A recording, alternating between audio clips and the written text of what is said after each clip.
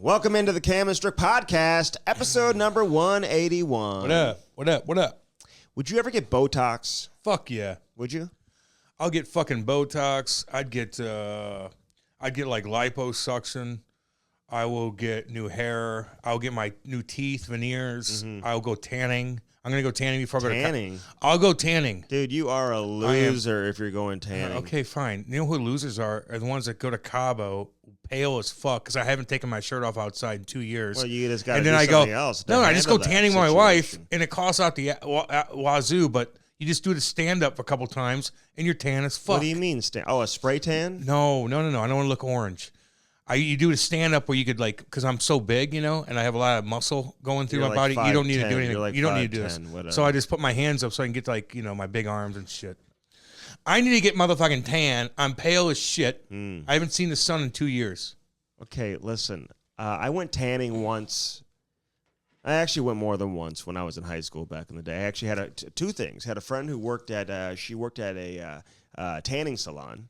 So you would have friends. You could go there. You would have friends that are girls in high school. Oh yeah, you would, wouldn't you? I know. Dude, everyone hung out with everybody. Yeah. Would you call girls in high school like, "Hi, what's going on? How are you?" Absolutely. And not want to bang them? Well, absolutely. Good for you, man.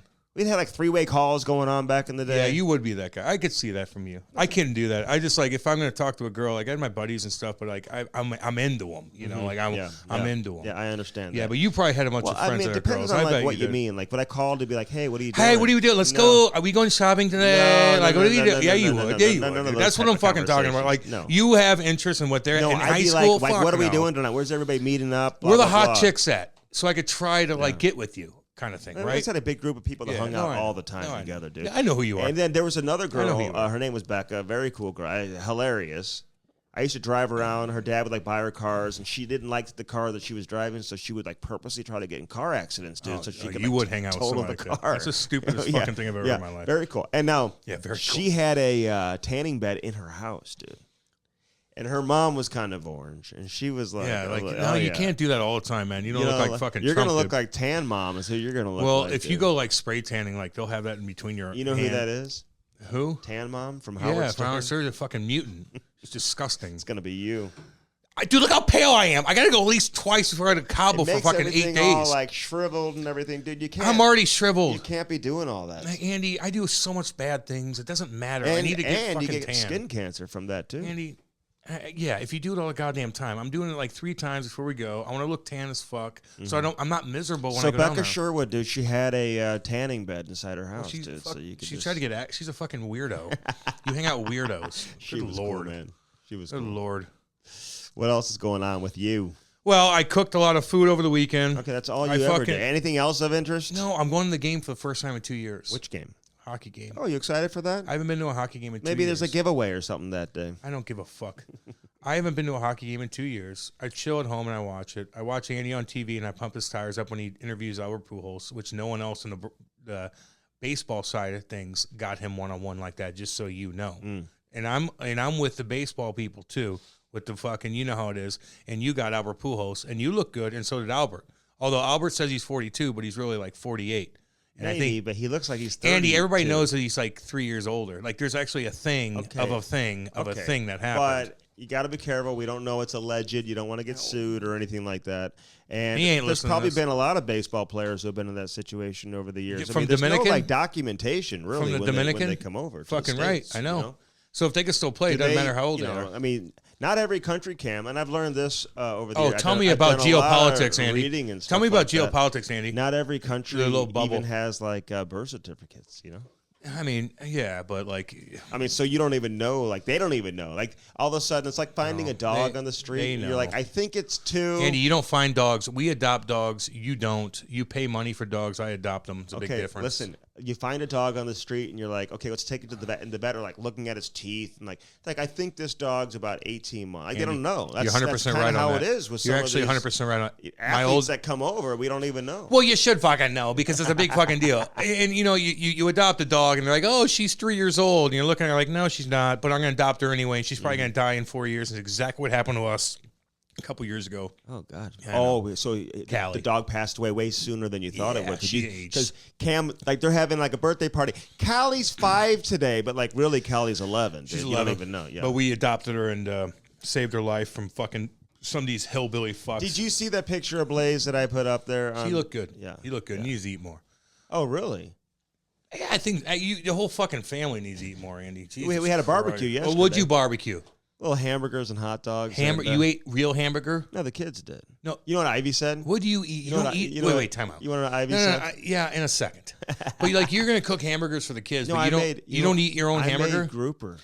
That's fine, but you don't eat hamburger though. Well, you don't I eat. will, but I didn't have that last night. What does that do for you? Though? I had a. Like, do you even know? I had No, grouper. I know. Yeah. We and everybody. corn was on the grill That's too. cool. As a matter Good for of you. fact. Like that's like on my Traeger, where I am a spokesperson for Traeger. Andy brags. Andy's like, everybody come over to my house, okay? I'm barbecuing. What are we going to have? We're going to have corn on the cob. Motherfucker, that's like $2 at the you cheap fuck. Like, I could eat corn anywhere I fucking want to eat. Fix me something fucking My good, freezer's dude. loaded with steaks, dude. I've got more But you steaks. don't eat it, though. I cook them for people. Yeah, but I don't want your I'll make you Listen, a steak. You want to come why over. the fuck would I eat a steak from a fucking dude that's never cooked a steak for himself? Why would I eat a steak from you?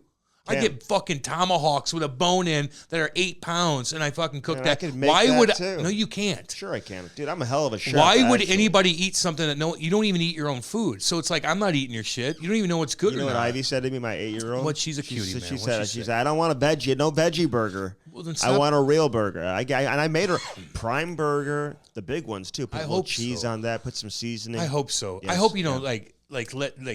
deprive them of eating No, meat I put because the Traeger rub on there. Because my neighbors, they don't eat meat, and I need to be cool in the neighborhood. Okay, so like that, like don't do that. Well, the neighbors were looking out the window last night. They were kind of coming over.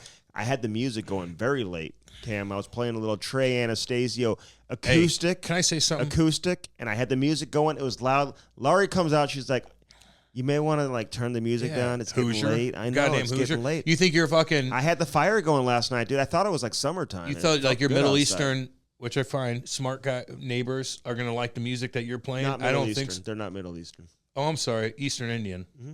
Yeah, you think they're gonna like your music at 11 o'clock at night? Probably not. Well, And next time that you post a picture of you smoking a cigar, you need to change the cigar. It just doesn't look right. You're trying to be Arnold Schwarzenegger. Your hands are too fucking small for the cigar, and so like you need to get like Virginia Slims or something that are really skinny Those and skinny smoke that cigarettes. thing because it just looks too big for your hand. You know. Well, I didn't have it in my hand. Well, whatever. I The had last one you did have in your hand, and probably. it Yeah, was I bigger did. than your fucking body. And I'm like, Well, are you? I you got the big cigars. Andy took a picture of a cigar, and he smoked a cigar. Like, look, I am Arnold Schwarzenegger, and he's holding he's holding up with 2 hands. Cam, I love cigars now. No, you don't. Yeah, I am. No, I'm you very like into- how they look when you take a picture. No, Wait, come on. I smoke cigars when it's very relaxing for me. Very relaxing. But getting back to Pujols real quick. Pajolis? Is that how you say it? Yeah. Well, other people say other things too, you know. Whatever. He's a Pujol- good man. Dude, he's Albert's a good ass fucking dude. cool cat, man. He's I'm my telling point. you. We're very close. Hey, I'll give a little shout out real quick. Like To Yachty here too. No, I like Yachty, man. He watched my fights back in the day. But like Albert has an awesome charity, the Pujols Foundation. Mm-hmm. They are the Jen Teamer. What's up, girl? They have this sweet, the coolest. They're all. How do I word it? Is it Down syndrome? They do support a lot of Down Is it- syndrome but kids. They is have that a what- down. it's they have not a, kids, they have a, though. They They're have a 40 years old. Well, they have a prom for them. They are my. It's my favorite fucking Yeah, they're charity. great They people. are the Pujols sweetest. Foundation. I don't want to call them kids because they're. Yeah. But they are the sweetest. They have a glow in their eye Mm-hmm. when Albert flies back from Anaheim. While he's playing, he has no Achilles. He's trying to play basketball with these kids. They are the. They're Mm-hmm. You know, so I've happy played with. in I a love couple it. of those basketball games Oh. over the years. Charity games. Do I bet you know- dominated too. Tim, I can cross over, dude. I can go because I'm left-handed, so people Can't don't know do how to shit. guard me. So I can like fake to my right and go behind my back. against I can them? drive That's the cool. lane. That's No, cool. You're dude. cool, eh? I'm talking in general. When I used to play pickup games, I used to go to like the inner city and like go to like the playground and stuff like that. I bet you did. And play in some pickup games. No, you fucking didn't. Yes, I You did. went to like Peabody projects and went down. Get the No, fuck. right off We're the- not- hey, right off we the ain't in highway, Canada. dude. Right we off- ain't in Canada, No, we're not. homeboy. We're not. Don't act like you're We're going not. downtown, you fancy lad. Evander Get the Kane. fuck out of here. I'm in Canada. I've been through. No. Come down to fucking North St. Louis and see what's up. Yeah, well, I used to go play in Shit. the pickup games there, dude. Yeah, I bet you did. I got a They would have fucking listen, ran your in all show. honesty, Little white boy. my What are you ball doing, handle, little my white ball boy? handle was actually pretty strong. I bet. The ball handle. But Pujols, dude, had a great time like hanging out in his box. The dude is cool as hell, man. He's a a super nice sweetheart, guy. man. He was like, asked me if I wanted any food. You know, they got pizza and stuff like that. Well, you you don't eat fucking meat. So like, he's like, I got this, I got that. Sir, I need wheatgrass, sir. And Albert's like, what the dude, fuck? I is had going on? not seen Albert Pujols. He looks True good, story dude. in like 10 years since he left here. But when he was here back in the day, I used to be at the ballpark. We did some events together. We just mentioned the foundation and some of that stuff. When I walked into his suite, he was like, "What's up, bro?" Like, I doubt that. Oh yeah, true story. I doubt that. It was so nice, and told me where he's going to be during the game. But and he we did it the with you, man. interview, I'm not, dude. We did the interview. I am chirping, but he's still listen. People try to get Pujols to do one-on-one like that. Now it's different whenever he's out of his element and he's in a hockey game where he feels comfortable. First time ever. Where you're not like, okay, Albert, okay, against lefty What was pitcher your or against approach right-handed on the pitchers. 3-2 pitch, were you expecting the slider? I heard they weren't supposed to start you that game because of righties. So let's explain your when you cross. No, How he's come just he like, can't hit righties now, where he's like got 679 home runs, been doing it his whole life, and now he can't? I asked Matty Halliday the other day, and he came on. Matt Halliday, What who was was the a fucking answer? bad. He's just explaining. He's like, man, you can't turn your hips, and not to mention the shift and stuff like that, where they put it all together, and The he just shift. and a fucking boring fuck. Sorry, Dude, listen, I went love to the Albert. home opener. I love all y'all, but baseball's boring as a motherfuck. It just is. And this is baseball fucking town, man. It's so fuck boring. Mm-hmm. Everything about it.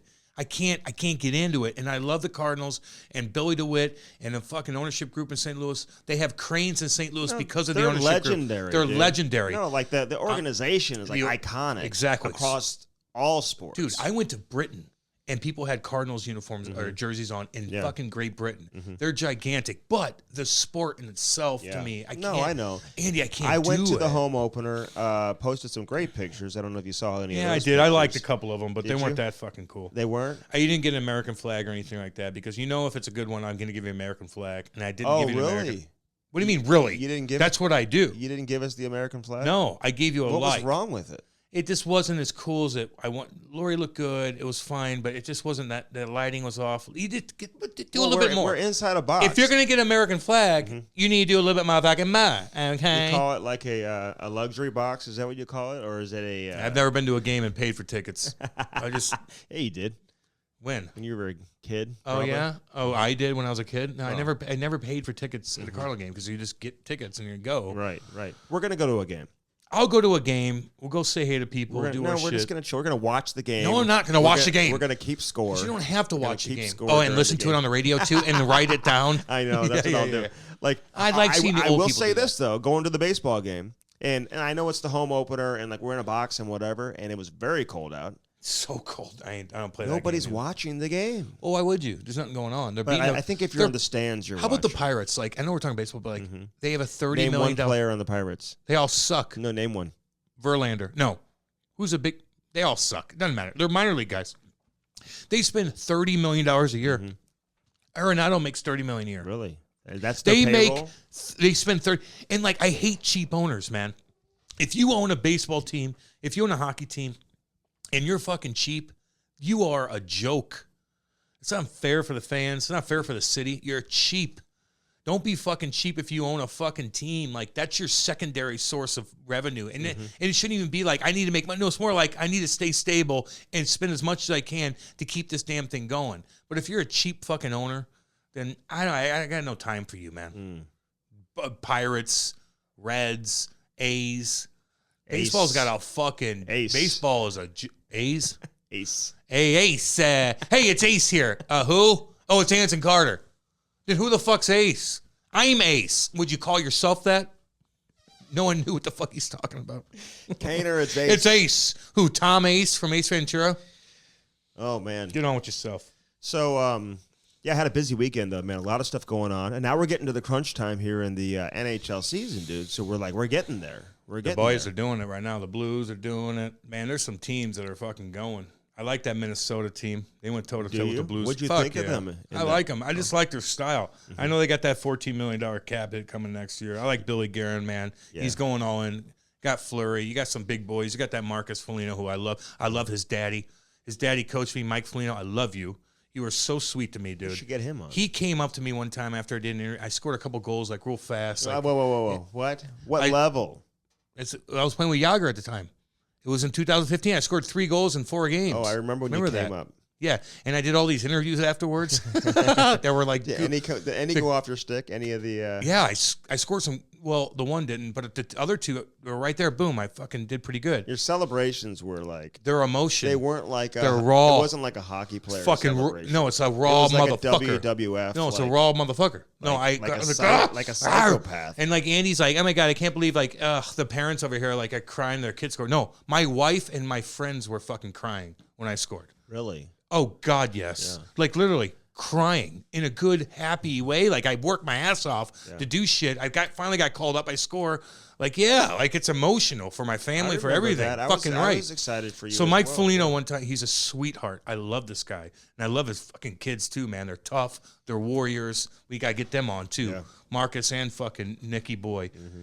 And anyway, so I did a funny thing at Madison Square Garden after scoring that goal with Timmy Peel, with my foot. But I had a funny interview, and I didn't know what the fuck I was going to do after hockey. I'm spending a lot of money. I'm still kind of like in a weird jam, or I'm like, And so I get on the plane, and this is all it takes, guys. Like, just if you're a hierarchy and you could talk to somebody and just be real with them. Mm-hmm. I walk on the plane. He grabs me. He goes, "You're going to be something after hockey, in front of Lou, in front of everybody." And I go, "What do you mean?" He goes, "I listened to that interview." I go, never mind the game. He goes, "You're going to be something after hockey. Just remember that." What did you say? Oh, I had Chaser and Jamal Mayers, both in Madison Square Gardens on NHL Network interviewing me, and it was hilarious. So they were in studio. Yes, and from Toronto. So that's why you did the interview. And I scored a goal that night, and they're like, "Hey," and so I'm like, making fun of my other interview. That like kissing Chaser's ass. I learned it from you, Chaser. Shut the fuck up. No, I was being funny as shit.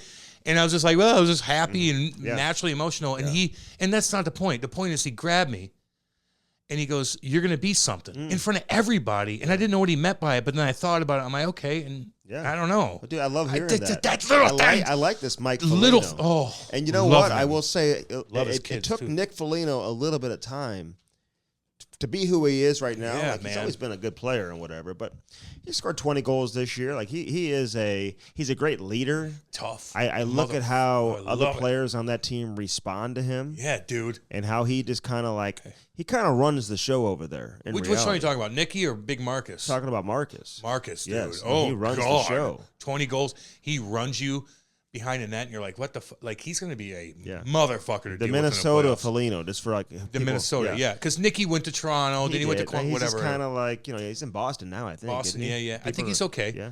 But like, Marcus is going to get you, boy. But you know what? Fucking get you. If you're Nick Foligno, I will say this: like, he's captain of Columbus. You would have liked to see him find a way just to stay there. You know what I'm saying? I get that. His career since he's left. This isn't the same. He goes to Toronto, didn't necessarily work out there. Did he get suspended in Toronto because he grabbed a guy after a hit or something? I think. And obviously, listen, he put the hat on and all that stuff, the one that his dad wore back in the day. And, yeah, I know. And, but then he's in Boston. You just don't hear about him as much. When you got that C on your chest and you kind of are associated with a specific team, don't walk away from that. That's kind of who you are, man. Everybody thinks the grass is greener. It probably wasn't just his decision. Yeah, man. I'm sure the organization had something, but I'm sure he could have stayed there if he wanted. I just like those tough kids, man. That just you could just tell I'd have them on my team so goddamn fast. Your head will spin. So both of them have had great careers. And Minnesota, listen, again, like I've always said, I'm taking the wait and see approach. I like them, man. I just like the attitude that I'm going to go all in. Yeah, but you got to play the game. You can't just run around. Andy, I know they got a superstar on their team. They do. They got a motherfucking superstar, and they go, and they got some other guys that compliment him, and they're big. I want teams that are skilled and tough, and no, their goalies are badass, and they're fat. You put it all together. It's not like we're just going to be all skill, or we're all No, it's a mixture of everything. And I thought Billy Guerin did a pretty damn good job of getting who the motherfuckers you need: skill, tough, this, that, whatever. I'm rooting for teams like that, although they're going to be playing our baby Blues. Yeah, it's going to be in your face. Let's go. St. Louis has had their way. I've said that several times.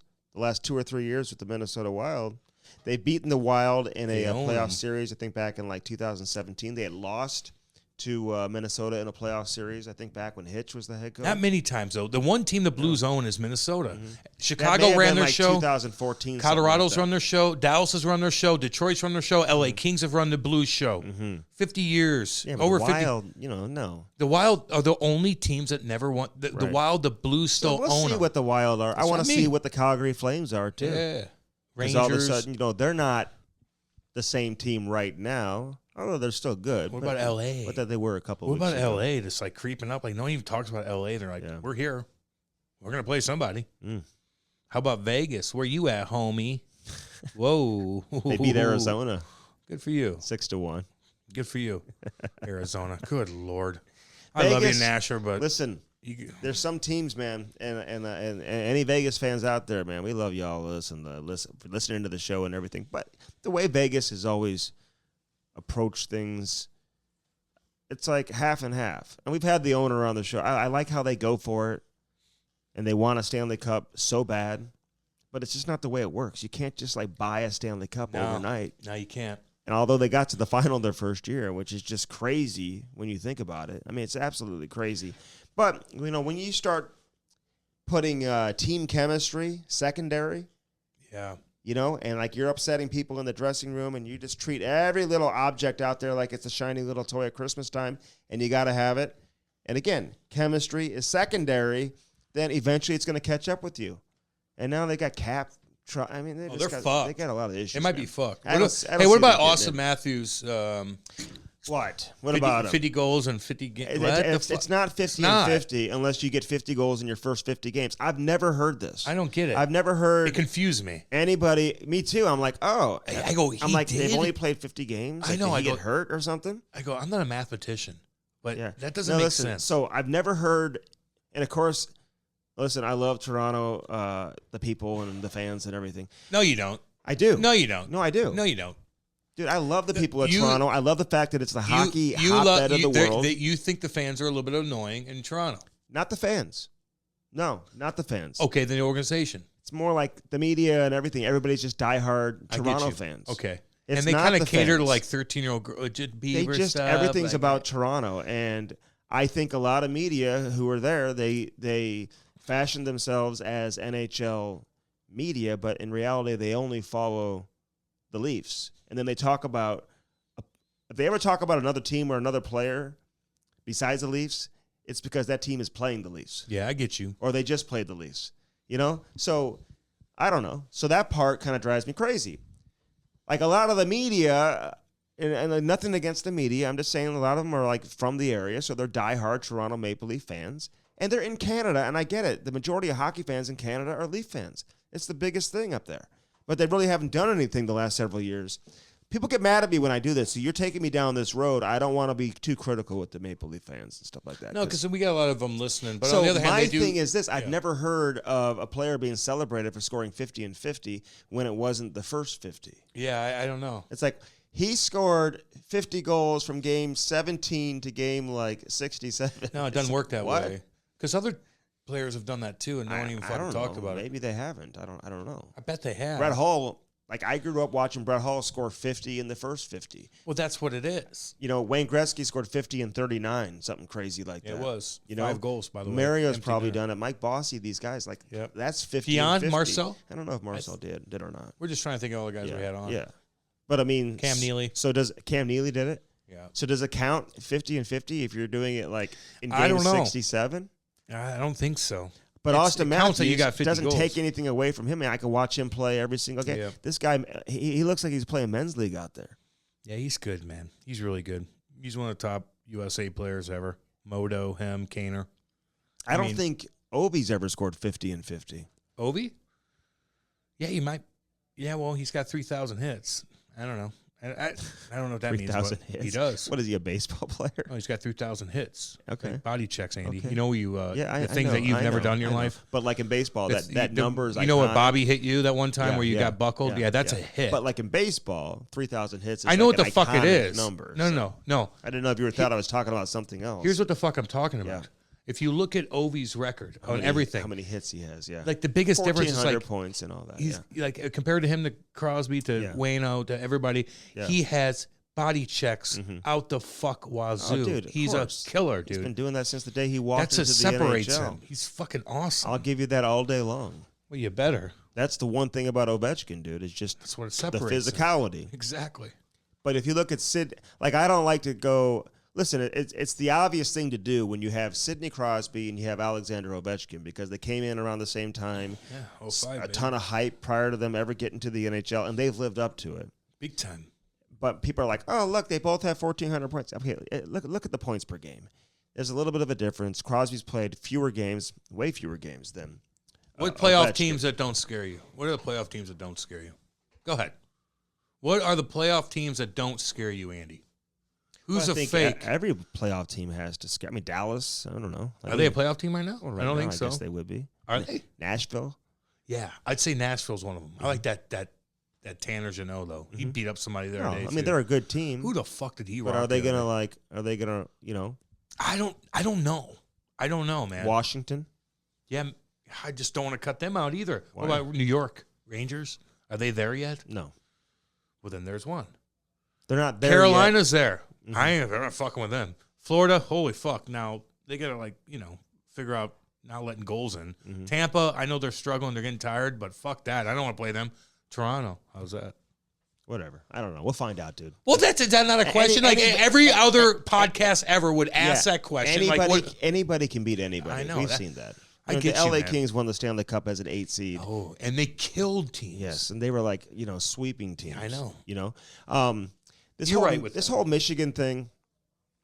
People try to chirp me on Twitter because I said goaltenders are going to start preparing to like defend this, and they're like, well, of course they are. No one wants to have a goal scored on them, so that's the point. Well, of no being one's a thinking goalie. that way until now. Yeah, but now it's all of a sudden becoming like a play. You know what they're going to do? Like if I was a goalie, I'd slash the shit out of him. Oh, Billy Smith style. Like as he's coming around the Oh, net. fuck yeah. When are they just going to use their stick and just like slash the shit out Or of when's that a wrist? when's a D man gonna be like, oh, go ahead, put your head down and get the scoop of that Like, puck you know up. it's coming I'm putting now. you down. You know dude. it's coming.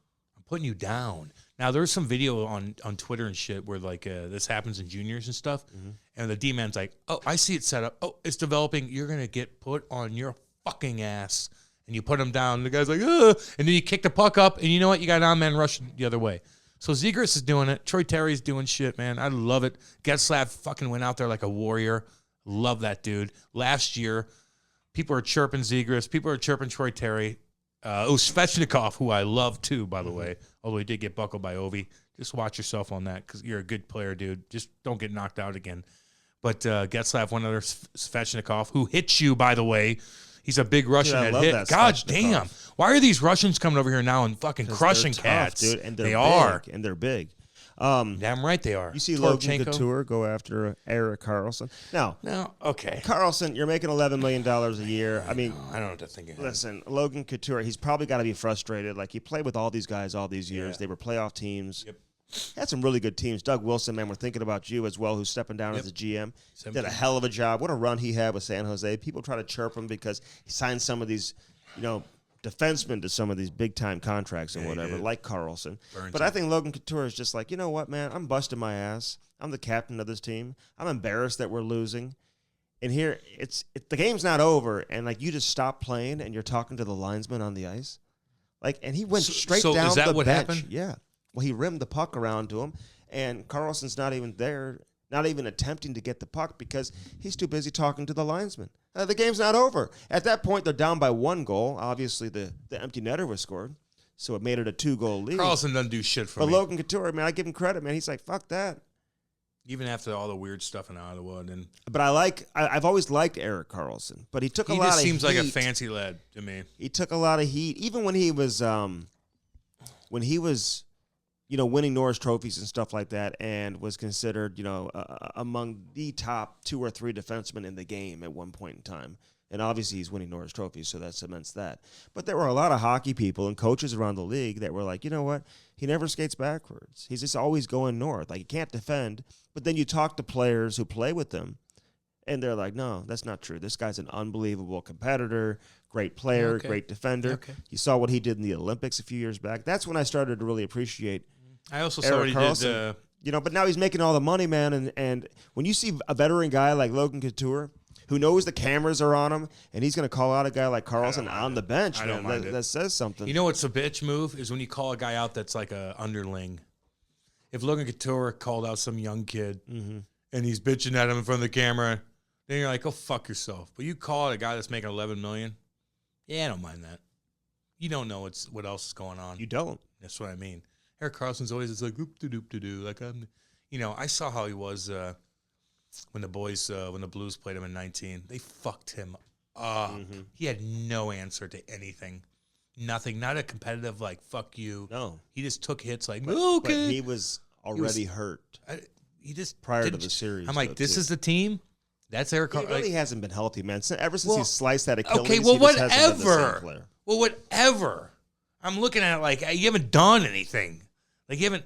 Now you're making $11 million, so you've done something to make that. You put points up, but like when it counts, like you get motherfucking rocked, and you're not like pissed, and it's just like okay.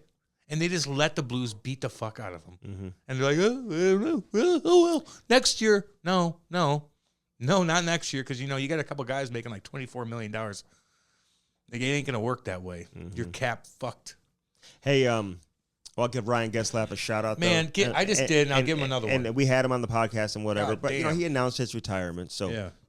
And best of luck to whatever he chooses to do. He's gonna be able to do whatever the hell he wants to do. What does he want to do? I don't know. Come on the podcast again? Maybe. Hang out with us? Well, he's probably going to work for the Anaheim does a pretty good job of keeping guys around and shit. Well, lately, Niedermayer's now working for the team. Okay. Solani's working for the team. Yep. Even Korea when he's not. Well, he's surfing, dude. He ain't doing it. He's eating kale, surfing, not drinking. Not drinking. He's drinking cranberry juice unless we're at a rookie party and Big Walt puts a little fucking smearing off on that bad boy. Yeah. But Marian Hossa, I'll give him a shout out too. He may be the best two-way player I've ever seen in my life. So goddamn good. Ever. Man, you try to hit him, he'll stick that ass Now, somebody out there is going to be like, no, you're not saying this guy. Whatever. Hey, listen. Hossa is the best two-way player I ever watched in my life. He's so goddamn good. That's why Ty wears number 81, by the way. Good. There's two reasons why. You want to know the other reason? Because I wore number 9. Oh, Miroslav Satan. Remember him? Oh, Satan. Satan. From the Oilers. Made a lot of money. Remember we used to go to games back in the day when the Blues were playing the Oilers. And everybody like, there's Satan. There's Satan. It was the funniest thing in the world. I always put him in the same category as like Alexei Yashin. Like these guys just, made a bunch of money and just never really. Who are you talking about? Oh, Satan? Yeah, Satan and Yashin. Yeah, because I say fucking Hossa won cups, homie. Oh, hell yeah. I don't put Hossa in that category. I was going to say, he's not Russian Miroslav either. Satan, yeah. But like Nedved? No, Nedved won in 94. And he was good. In 94, yes, he did with the Rangers. Yeah. Okay. I'm just thinking. Yeah. I'm thinking. I know, you're thinking out loud. Well, which we're doing a can be dangerous. We're doing a podcast.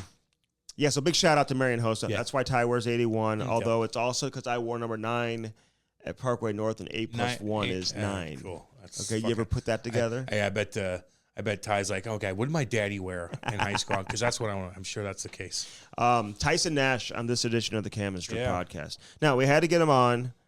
He's taking a lot of heat over this situation with Anaheim. Okay. And listen, we ask him the questions, and he gives us very frank answers, and he's very honest.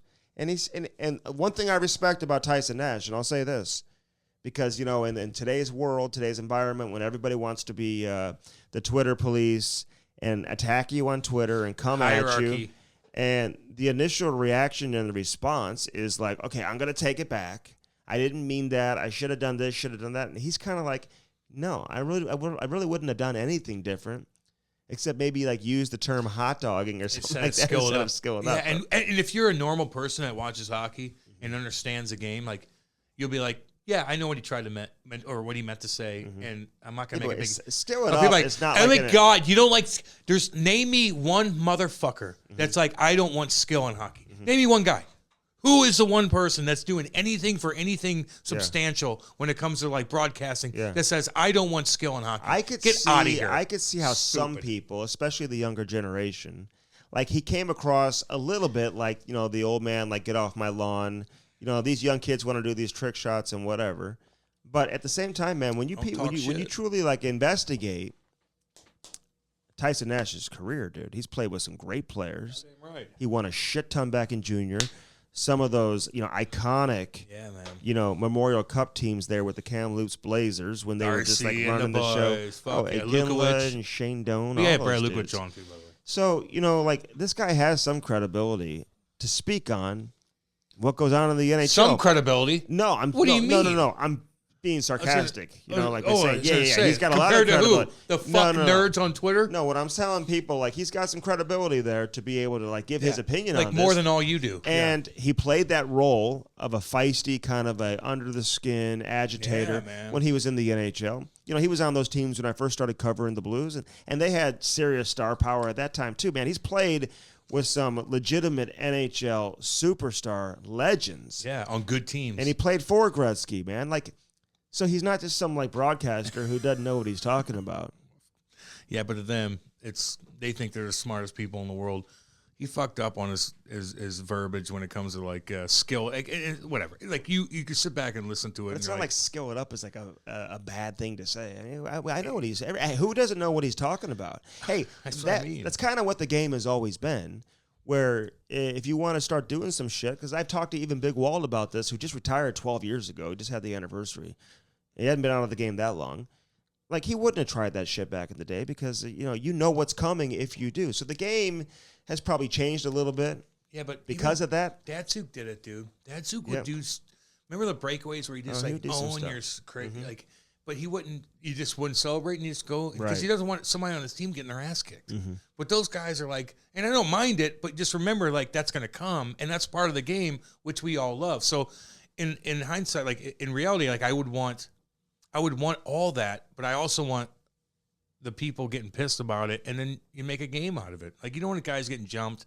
You don't want crazy things, cross-checks and all that stuff, but, like, you want the emotion. So if you're going to let these guys do crazy stuff to you, you on your end have to stop it, but these guys are skating by the bench saying, ooh, you got to be careful with that. I know. You got to be careful with that.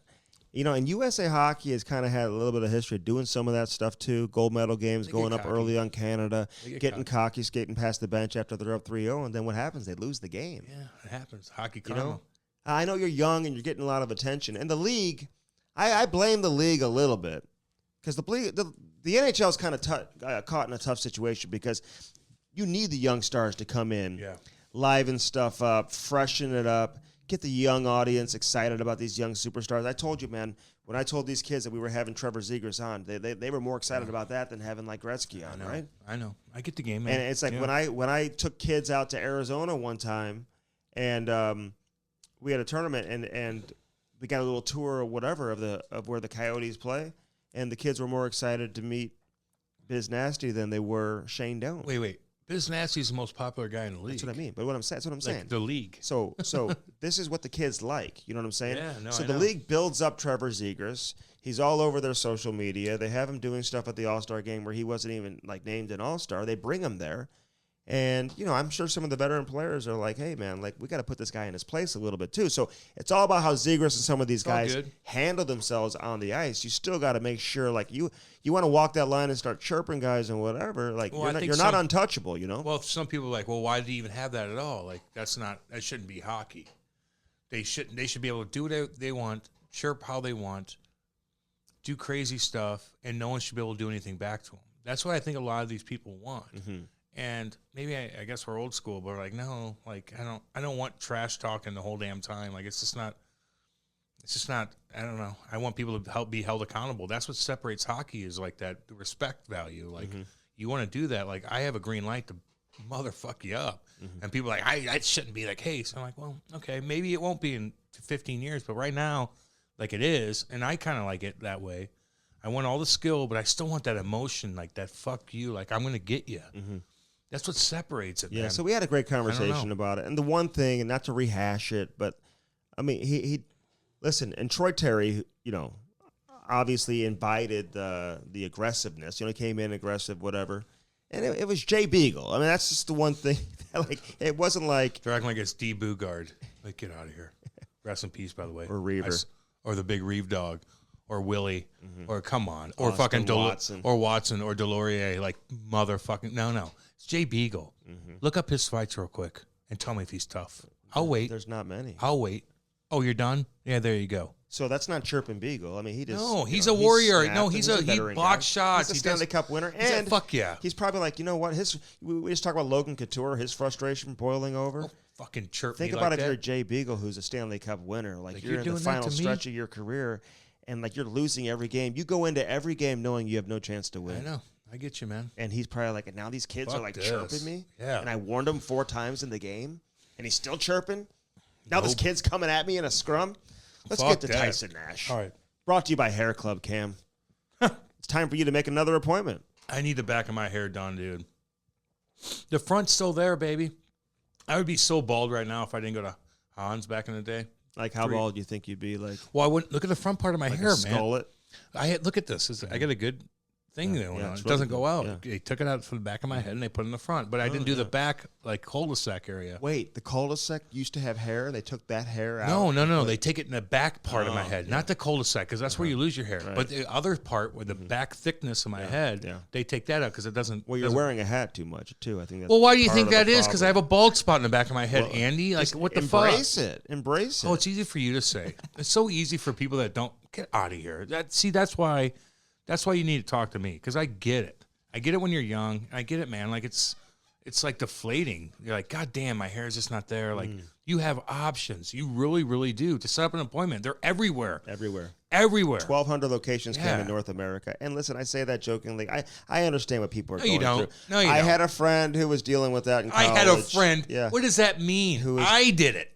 I'm your friend. I know. It happened to me. I had a friend, another friend who had dealt with that. Very emotional, very much, and it's for men and women. Yeah, dude. Women have it too, man. And that's even more embarrassing for women. Men could shave their head, look like Jason Statham. Women, you might get chirped by Chris Rock. Statham. I don't even know if he's an actor. He's tough looking. Yeah.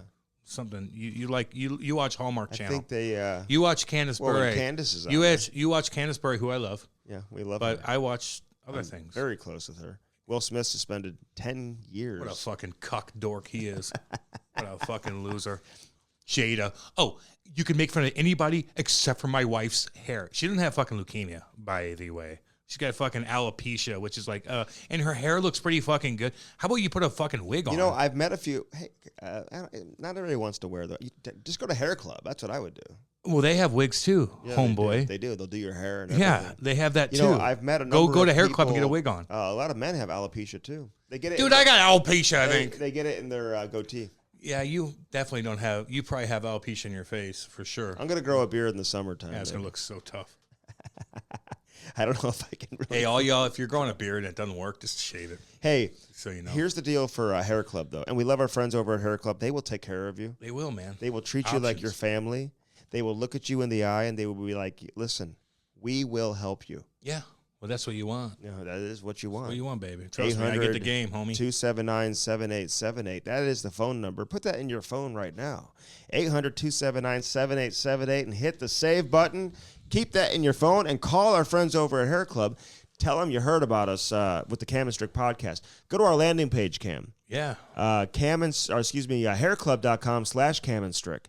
That is our landing page, hairclub.com/Cam and Strick. All right, the Cam and Strick podcast is also brought to you by CarShield. CarShield.com, 800-857-2481. Mention that promo code CAM, which is so embarrassing, you're going to save 10%, Cam. Why is that embarrassing? It's easy. Well, because my name like, I mean, you know. I used them, and they're great. Yes, you have. I know. It was very embarrassing at the beginning. Yeah. Everybody's like, bye, Cam, and I start my car and it didn't work. And I'm like, motherfucker. And I called CarShield. I go, what do you got? Like, just send up to your guy up the road. I'm like, okay. And they did it. And I actually had another margarita. And then I got the truck back and Kate drove. Another margarita. And then Kate drove. So it was done that quick. Mm-hmm. It was actually quite lovely. Yeah. Were you drinking margaritas last night, or what were you having? I had over the weekend. We started with mimosas, and then we chilled. We watched the Cardinals. We watched Masters. Like, it was awesome. Oh, did you like the Masters? Fuck no, it was boring as shit. Did you know who that guy was who won? He's been the hillbilly boy with the mullet? He's been on a tear. Oh, wow, Smith. He's nerdy. That's my guy. Smith with the hill. He's kind of cool. Well, he had the mullet. That's the guy you're talking about? They're all kind of boring. Okay? They really are. They're fucking boring. Every one of them. But the Masters is beautiful looking. Did you see that? I was watching it. It was a beautiful course. Andy, if you live in a golf course, which you don't, which I do. Oh, but I'm joining a club here soon, and I'm getting access to like 4 clubs. Sure. So I'm going to take you with me. Sure. Oh, yeah, I'll go.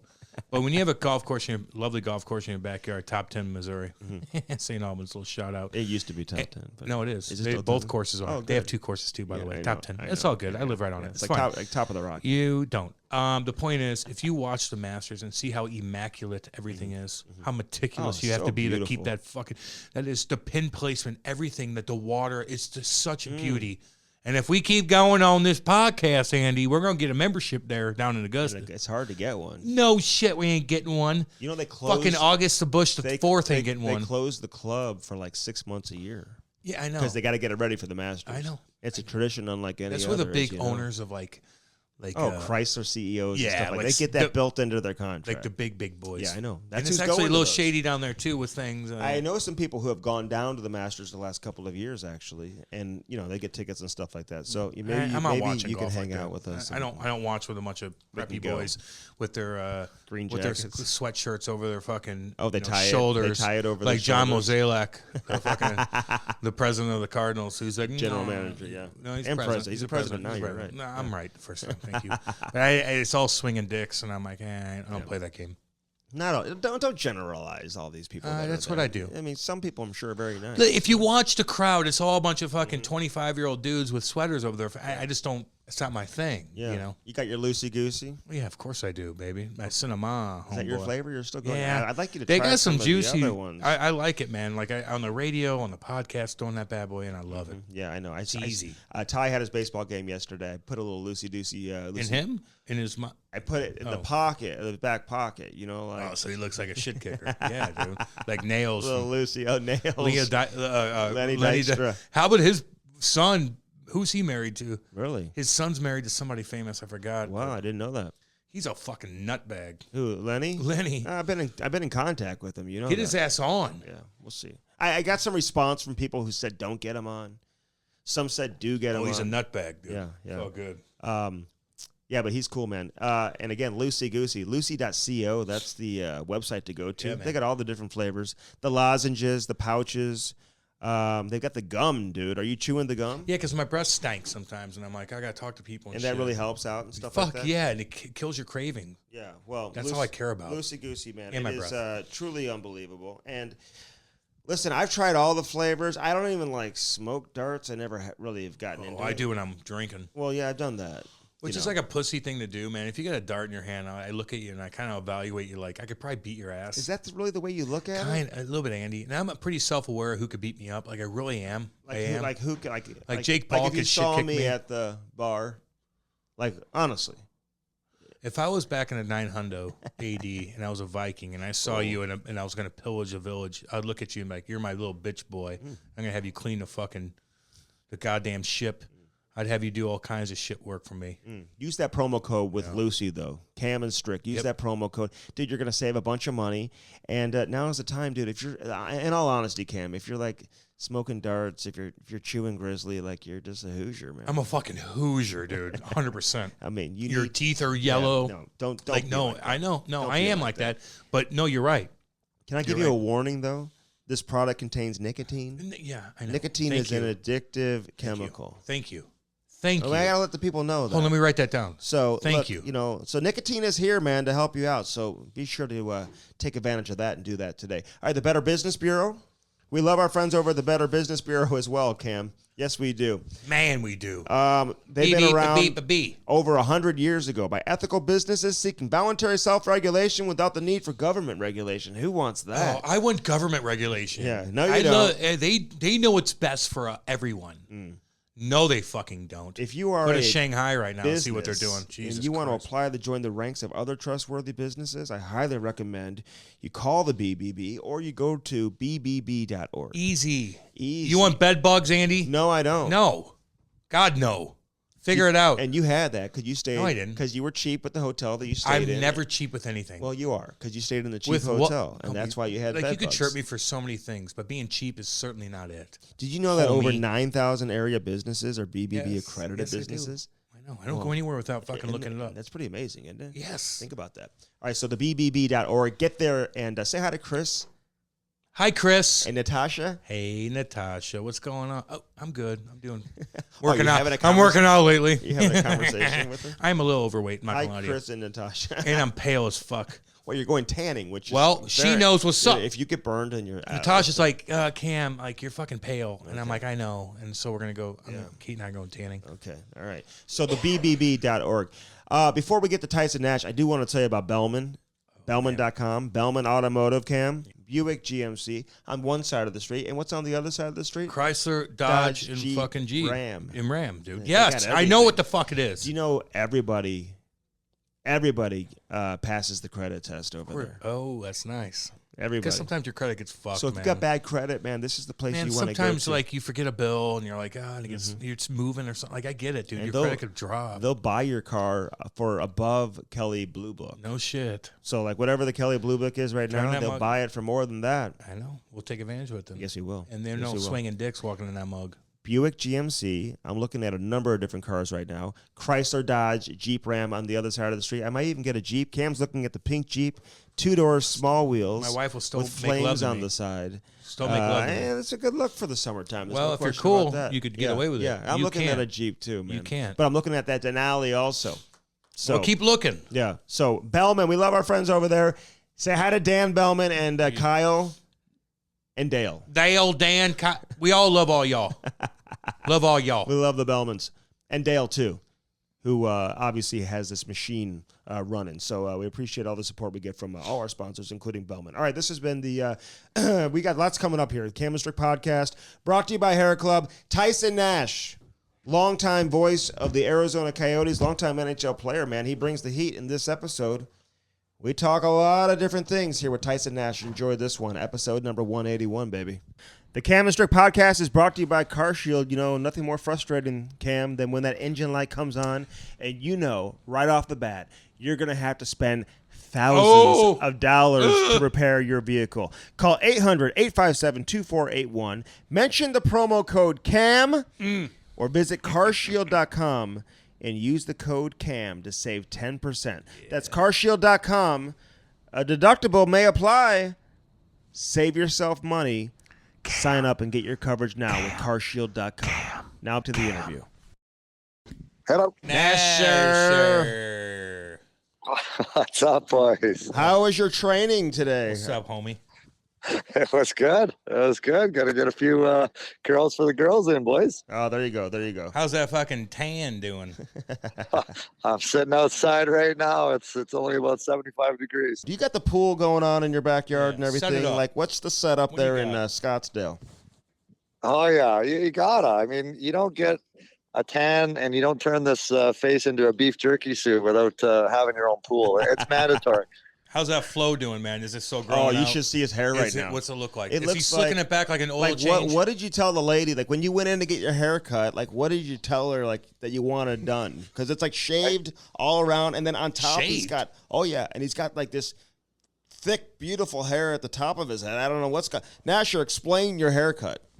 I said, give me the panger. Give me the panger. I'm going with the bowling ball right now. But no, yeah, I mean, you guys have seen the movie Peaky Blinders. Yeah. I mean, it's the best show on the planet right now. I said, give me the Peaky Blinders. What's up with that? I got to ask you this, and I know people can't see it, whatever, but you've got, like, a huge scar in the back of your head. Like, what? That sounds very traumatic. What happened? Which one? I mean, Two we're of them. hockey players. We're hockey players. It happens. I'd love to see Cam's melon if he took off Deformed. that hair. Yeah. I mean, I was doing a little kite surfing. I'm like an adrenaline junkie. When you don't play hockey anymore and you don't stick your nose into the fire every once in a while, you got to search elsewhere. I jump out of airplanes. I kite surf. And stuff's gonna happen sometimes, and it happened. 60 staples later. So what happened? So you're kite surfing, which is like you're either on a lake, it's windy, you're cruising around, you get a little out. Like how do you bang your head on that? Like how'd that go down? Well, so I took a lesson. I'm in San Diego for the first time. The guy says I'm good to go. I'm an athletic guy. I've wake surfed before, I've surfed before, so this should be no problem. Apparently, I was in a kite that was probably too big for me, and the wind conditions were probably a little bit too much for a beginner to handle. I caught a big gust of wind, and it launched me about 50, 60 feet into the air. and it kind of folded me in half. And my board hit me in the back of the head, knocked me out, and I hit the water at full speed, unconscious. And I woke up on the beach, and then in an ambulance. So that was the story. Wait a minute here. I mean, this sounds so. Wait, so it knocked you out? Like, did somebody come and rescue you? Like, were they aware of like that this is like a serious situation? And I'm curious if you sued this company too and got any money out of them here. I don't know. No, I mean, yeah. Andy always goes to that. Yeah, he's like always searching for money and to blame someone else. The only person I blame is myself for being an idiot. So. Damn. Yeah, no money, but I'm all good now. Just another concussion to add to the total. No big deal. Hey, like speaking of adrenaline and stuff, like, okay, so are you a pilot? You got your pilot's license? Is that what you said, the planes? He jumps out of planes. I jumped out of of a plane last year with my daughter. So we did it. I jumped out with my father-in-law a couple of years ago. I don't know, just anything that can get the heart pumping, you know? I mean, you got to get the blood pumping through the veins somehow. So I get yeah. You know, I think I could do that. No, you can't. Little jump out of. You would fly away like a fucking pebble. Wait a minute. Can you, before we move on, like jumping out of a plane, like how does that work? Like when you're standing there, are you like, okay, maybe I shouldn't do this? Yeah.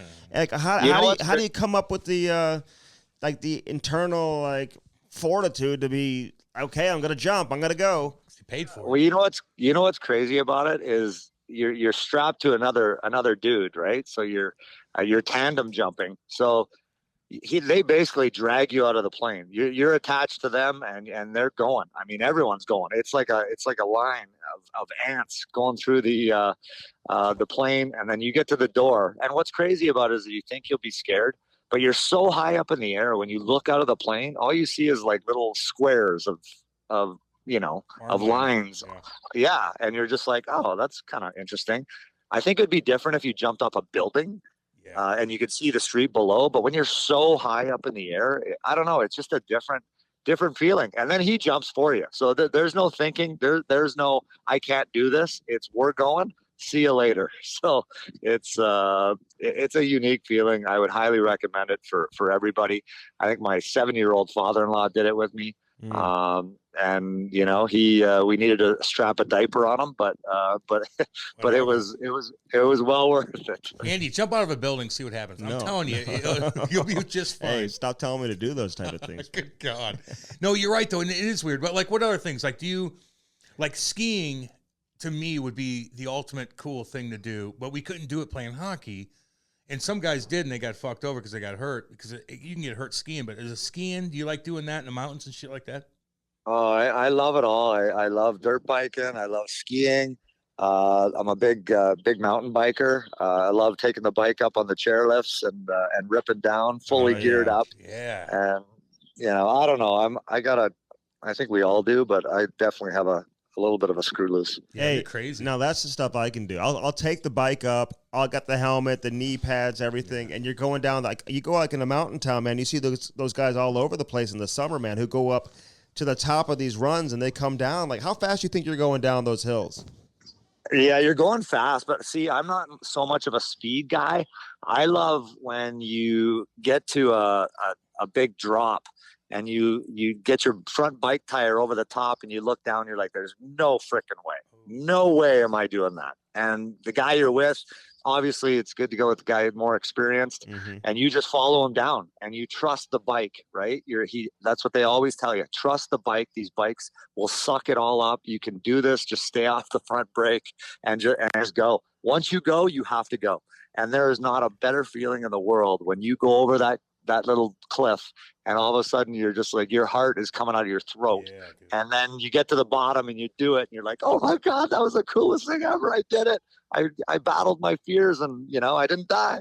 Isn't that weird though? Isn't that weird? Like the natural endorphins that you create playing hockey after a fight, after a big hit, after you just piss somebody off and you skate to the bench and Twister comes out to take care of business for you. Like, it's a good feeling. And that's the endorphins that you can't recreate when you retire. So that's why you're doing all this shit. And so, Andy, you ain't going to do that, by the way. Like, you don't have the grip strength to even fucking press the goddamn brake pedal. But the point is, like, man, you can get really banged up doing that shit, dude. Because you said, like, if you hold the front brake, I mean, you're going over that front handlebar, well, man. You don't do and that. You're in He said don't. But sometimes do you fuck up. Like, it's risky as shit. Yeah. Yeah, oh, it's fun, man. I love it, and I've messed up in a big way. The worst thing is when you bring your kids and you introduce it to your kids. I mean, you're scared out of your mind because you're so worried about them, and that's when I've gotten to my worst accidents because I'm so focused on them and them not hurting themselves that I freaking run into a tree or something at full speed. Yeah. Jesus. Listen, I went to college up there in Flagstaff. I lived in Flag. So we'd go up to Snowball, whatever, and ride all around like that entire mountain range up there. So that's good stuff, man. So like, how much do you love living in like Scottsdale? And like, did you envision yourself like you're playing? Like, were you like watching the TV guys and thinking, okay, you know what? When it's all said and done, when my career's over, this is what I want to do. Like, how'd you get into the broadcasting? You know what? Like, when you're playing, you're traveling around, and you try to enjoy the cities as much as you can. I'll never forget it. I'm playing in St. Louis. Keith Kachuk comes to the Blues, and we go back to Arizona, and he goes, boys, this trip is on me. I got something special planned for you guys. Be ready at, I don't know what it was, 7:30 in the morning. The bus will be there to pick us all up. He takes us all out to this golf course called Estancia, where he belonged in Scottsdale. It's the top course that I've ever played. Wow. He pays for us all, trainers, coaches, everybody. We're all on this bus, and I have never experienced anything like it before. I've never really been to the desert, and I'm seeing these cactuses and all the greenery. Cacti, yeah, jumping cholla, and I'm like, you're having a few cocktails on the course. I'm like, this is the coolest thing I've ever seen. I can't imagine playing here. Like, they actually have an NHL team here. You can play here too and do all this on the side. And then we go for this big steak dinner afterwards to Mastro's. And Keith Kachuk, by the way, is the most generous human being on the planet. I have never played with a guy more generous and giving. Obviously he made a lot of money, but he spent a lot of money. Yep. No one treated the trainers better. Nobody taught us how to treat the trainers better. Mm-hmm. That is leadership, and it didn't stop there. And like I said, that was one of the best treats and gifts that I've ever been given. And now all of a sudden I get a chance to live here. I get traded here, and now I'm living the life as a hockey player. And we put deep roots in here. Heavily involved in the community, the hockey community, all of it. And we've thought about moving at times, but it's just way too nice here. There's too much going on. It's too beautiful. If you can get away for, a month in the summertime, it's absolutely gold. It's funny, like you get traded there and you're like, oh my God, I want to go to that golf course that Keith took us to. And you're like, yeah, it's fucking expensive. Can't afford it. Yeah. No, I had a Groupon though. I still couldn't afford it. Isn't that funny? Like though, Nash, like when you play on a team and the other guys that are making money, if they're cheap, that directly affects the rest of the team. But if your older guys that are making the money that are running the show aren't cheap, like Walt, like you're like this everybody's just more into everything you do. Like there's a big difference between a cheap ass and guys that want to take care of everybody. Yeah. And then, as you grow in your career and you grow in your earnings, I mean, it makes you want to spend. And I guess the biggest thing that I learned was how to treat the trainers. Like, these guys work their freaking balls off. Like, when we're sleeping and we're napping and we're eating, they're working. They're sharpening skates. They're treating the players. They're rubbing them down. They're making sure we're ready to do what we need to do in order to have great careers and earn the money that we earn. And they never are jealous. They never. Nope. Yep. You would never know that.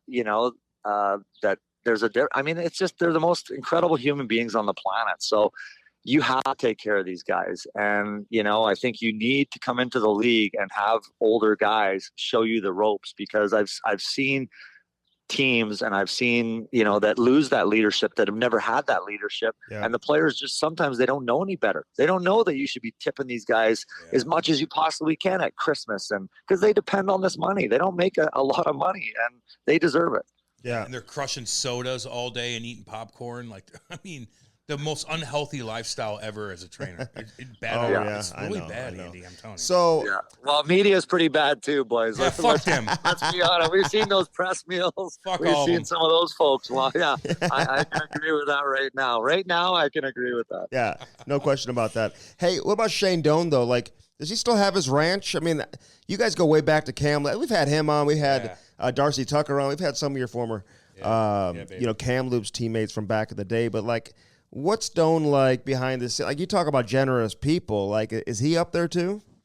Oh yeah, I mean, and there's no secret. He played with Keith Kachuk. He's one of the guys that learned under Keith Kachuk. 100%. Shane Doan was an 18-year-old kid, and Keith Kachuk was the captain of the Coyotes. So they go hand in hand. But I will say this: Shane Doan, you meet his parents, you meet his dad. He's a cardboard cutout of his dad.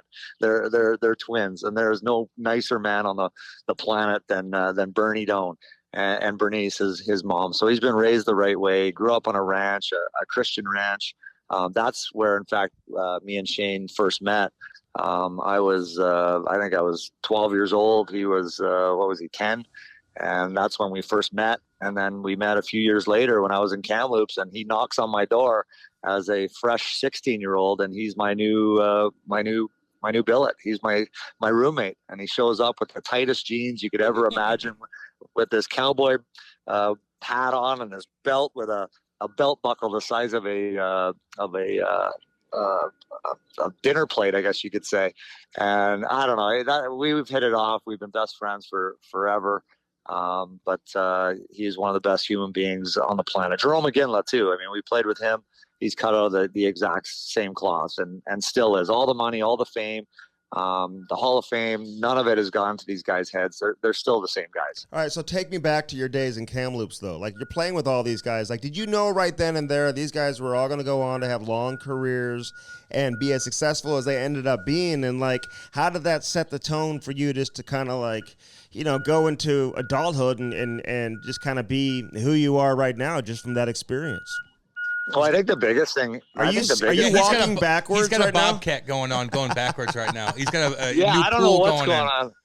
Yeah, I have no idea. Put your tractor in drive. Tell him to okay, turn that it's in reverse right signal now. off. I don't know. It's about to jump out of a plane. You're good, buddy. I apologize. I'm sitting poolside in my Speedo, and this is distracting me massively. Take a picture. I'm trying to focus, boys, and the water is cold, by the way, too. Oh, so, shut up. Yeah, we need pictures, or it didn't happen. Yeah, I need a face cloth.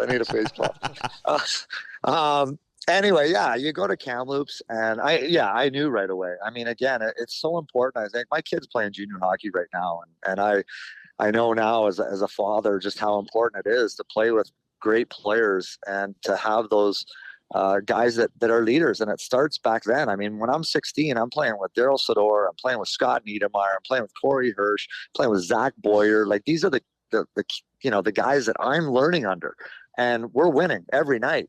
So now it becomes part of your culture. I mean, our coach is Tom Rennie, Don Hay, Ken Hitchcock was there. Like, these are the guys that I had the ability to learn under, and you soak it up. You hope you soak it up as a young kid, and you learn. You watch these guys, how they train, how they prepare, even at that age when that wasn't really a big deal. But you watch how focused a guy like Scott Niedermayer is every single day, and how he still works on his craft. And Zach Boyer and Daryl Sador, they're the best players in the league, and yet they're still working after practice on their shots, their one-timers, the way they walk the blue line as defensemen. I mean, it's remarkable. So then when you see that, you're like, okay, now I need to work a little extra on my game. If they're doing it, I need to do it. And it carries on off the ice as well. If Shane Doan's being as nice to all these people as he is, well, I better do the same. So, and then you win. When you win, I don't care what level you're at, junior, the NHL, the American League, you know what it takes, you know what it feels like to win, and you know how hard it is to win, and you never lose that. And I felt it again with the St. Louis Blues when we won the President's Trophy. We went to the conference finals, and you kind of felt that same feeling that we did in Kamloops when I won, lucky to win 3 Memorial Cups in 4 years. But I played with some sick players. Did I know we were all going to play in the NHL? No, but I had a a pretty good idea if we continue to win and continue to develop that there was a good chance. You had more points than Jerome McGinley one year. Like Tyson Nash had damn. 34 goals. Now he was 19 and McGinley was 17, but still he played more games than you that year too. So we'll throw that out there, Nasher. Little I know. And we used to chirp each other. We used to battle. It was such a competition. And that's kind of what, like, you know, drove you guys. Like Shane Doan, Jerome McGinley, Darcy Tucker, Domicelli, like Brad Lukowicz, Nolan Baumgartner. These guys. Yeah. I mean, we all battled. We all competed internally, as well as obviously against the other teams around the league, and that's what kind of drives you. You find different ways to propel yourself to another level. And me and Iggy used to always give it to each other. I'm like, what the heck? I'm like, I'm a 10th round pick, and you go in the first round. I had more points with you. That's a joke. Yeah, you know, isn't it funny though? Like, God, Lukey too. I played with him in the Devils, man. He was always in the rock star shit, new Nickelback and all that stuff. He's a cool. He was good to me, man. He was my roommate too. But like when you win in juniors, which is fucking difficult because you got to go through 7-game series, and then you're like, oh, cool, we won the WHL championship or OHL, and they're like, oh, we got to wait a couple weeks, and now we got to do another goddamn tournament, and then win again. So when you do all that shit, which is so fucking difficult to do, and then you're done, you're like, well, I'm so used to winning. And then you get to the pros, and you're like, oh, this is another level now. Now we don't have as much control. Why isn't my team as good? I mean, don't you get used to being a winner, and then all of a sudden you're like, whoa, I got to reset here. Yeah, you really do. And, you know, fortunately for me, after I finished in Kamloops, I was like, I'm a nobody. I'm a 10th round pick, but I had a great Memorial Cup as a 19-year-old. So I got called up to the Vancouver Canucks. So I'm sitting there going, oh my God, like, I'm a 10th round pick. There were so many other guys, Darcy Tucker and all these other players that were drafted, but I'm the one who got called up. I ended up signing my contract and a bonus, and I'm sitting there and I'm on the run as a black ace with the Vancouver Canucks all the way to the New York Rangers when they lost in the finals. I mean, that's where my junior career it took me. And I'll tell you what, it was something else watching that at that level. Pavel Bure, Gino Ojic took us under his wing. I mean, it was something special. No, I didn't play, but I was a part of it. And again, another experience. And then I go on to the St. Louis Blues after the Vancouver Canucks. And our team was so good, probably one of the best teams that I've ever played on or might have ever been. I mean, Keith Kachuk, Al McInnes, Chris Pronger, go up and down, Scott Mellenby. We lost in the conference finals. It was the best team to never win. It really was. We win the President's Trophy that one year. We went into every building and we knew we were going to mop everyone up, even if we played half as good as we were capable of. So that was something special. Now, fast forward and I get traded to the Phoenix Coyotes. Very different story. Very different experience. We were in a rebuild the entire time I was playing here. We had Wayne Gretzky come in. We were terrible, and that was a struggle. And that was my first taste that, oh man, hockey all of a sudden isn't as much fun. Nasher, your best team. Now you may disagree, whatever. I know you went to the conference final the year after you guys lost in the year that you guys won the President's Trophy. That was the first year I started covering the team. And, whatever, you guys lost in the first round and then brought in Kachuk and whatever. But that team in 2002, 2003, when you guys were up 3-1 on Vancouver and then lost the series in 7 games, and the way the other teams were losing who were also in the playoffs, I mean, you guys had a path straight to the final. Everybody got sick. I mean, don't you think that may have been the most talented team you played on too, even though Pronger was coming back from injury and whatever? Yeah, I do. They all were. They were all different. They were all. I mean, when we won the President's Trophy, we were so freaking good. It was a joke. It really was. Like we mopped up everybody. Then we faced San Jose, and we got Game 7 in our own building. I'm like, it was just so heartbreaking. Roman Turek. It just shows you how important goaltending is, and we didn't have it. Roman Turek, at that point, pressure got to him. For whatever reason, he couldn't stop a beach ball, and we ended up losing. And same thing, I think with Vancouver, we went to Game 7 in our own building and ended up losing too. So I don't know. We had some good teams there in St. Louis. It's just St. Louis is. I mean, the fans they are so fortunate and so lucky. And obviously we as players that got a chance to play in front of those great fans are fortunate and lucky, because it doesn't get much better. I was there last night and I'm like, what a wonderful place to play. These fans are so involved, just the whole atmosphere, the music, the organ, all of it. I mean, it doesn't get much better. No, man. I agree with that. Like, you do take it for granted, and you see it because, you're dealing with what, that's out of your control, but what you have to deal with in Arizona. I was talking to one of the veterans in the Blues after the game last night. It's just like, how difficult would it be to get up for a game like that? You got 10 American League players that are on the roster. Going into every night, you're going to have a hard time competing and winning, but you still got to be mentally ready to go, man. That's way easier said than done, isn't it? Yeah, it's a grind, and I've been on both sides of that, and it's tough, and you're fighting and scratching and clawing, and you can get exposed in a hurry when you're playing. Obviously, the injuries, you got all these American League guys, and you're trying to prove yourself, but you just don't have the horses. I mean, you're going up against O'Reilly, Tarasenko, Barbashev. I mean, all these guys. You got no chance ultimately, and you're just trying to just survive. Basically, is what it comes down to. So you got into the groove of being a pest. You're great at it. The fans loved you. The women folk loved you because you have long hair and you're a tan. I get that. You're a good-looking guy, and you did your shit.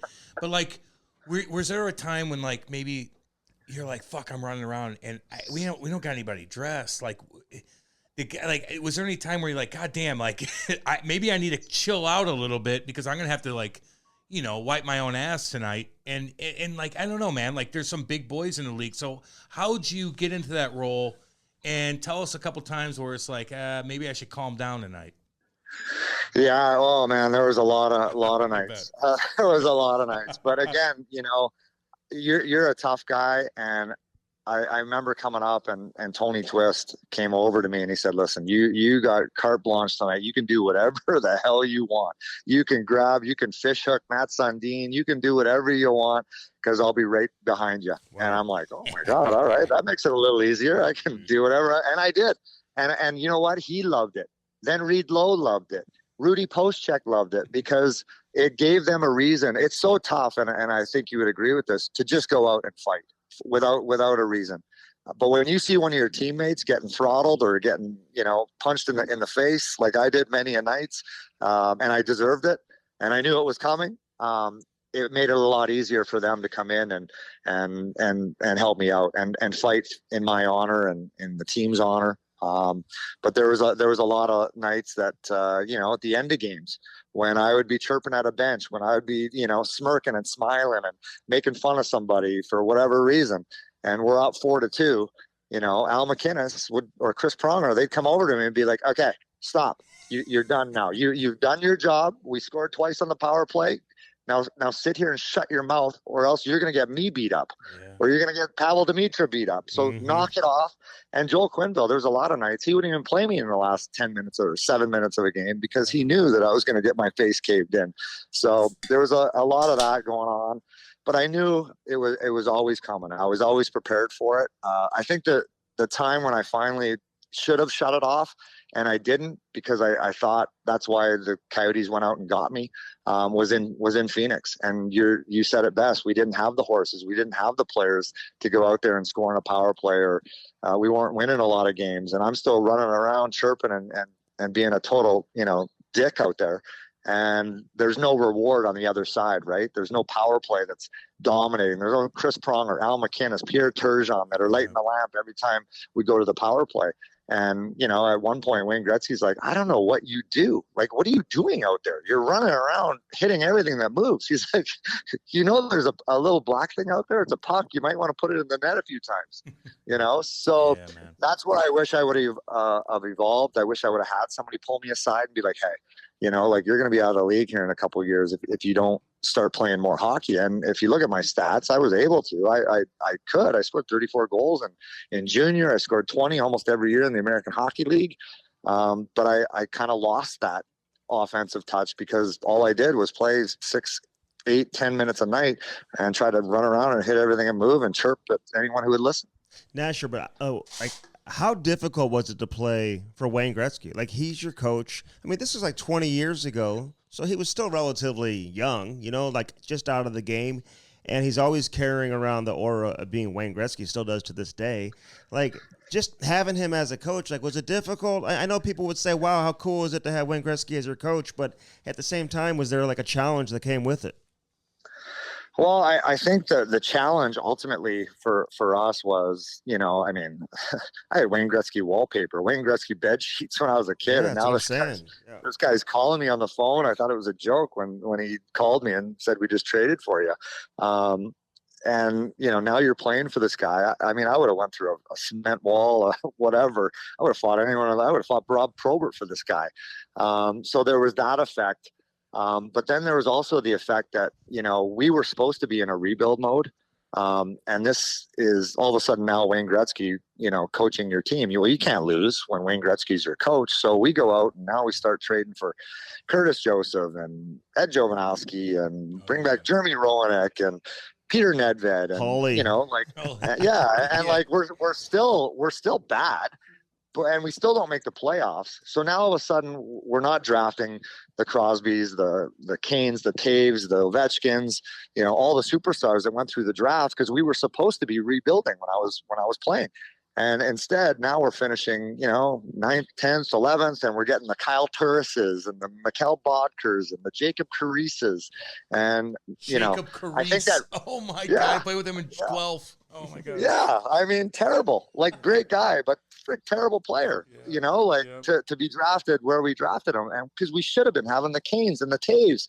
And ultimately, if we did, we'd have a few Stanley Cups by now, right? Instead, we got nobody. And we're still rebuilding, right? So I think that really kind of set us back, a long, long time, because, he took over and, not that he was a bad coach or anything. He's one of the most wonderful people you'll ever meet. One of the best storytellers you will ever meet. This guy has got a memory like an elephant. It's incredible.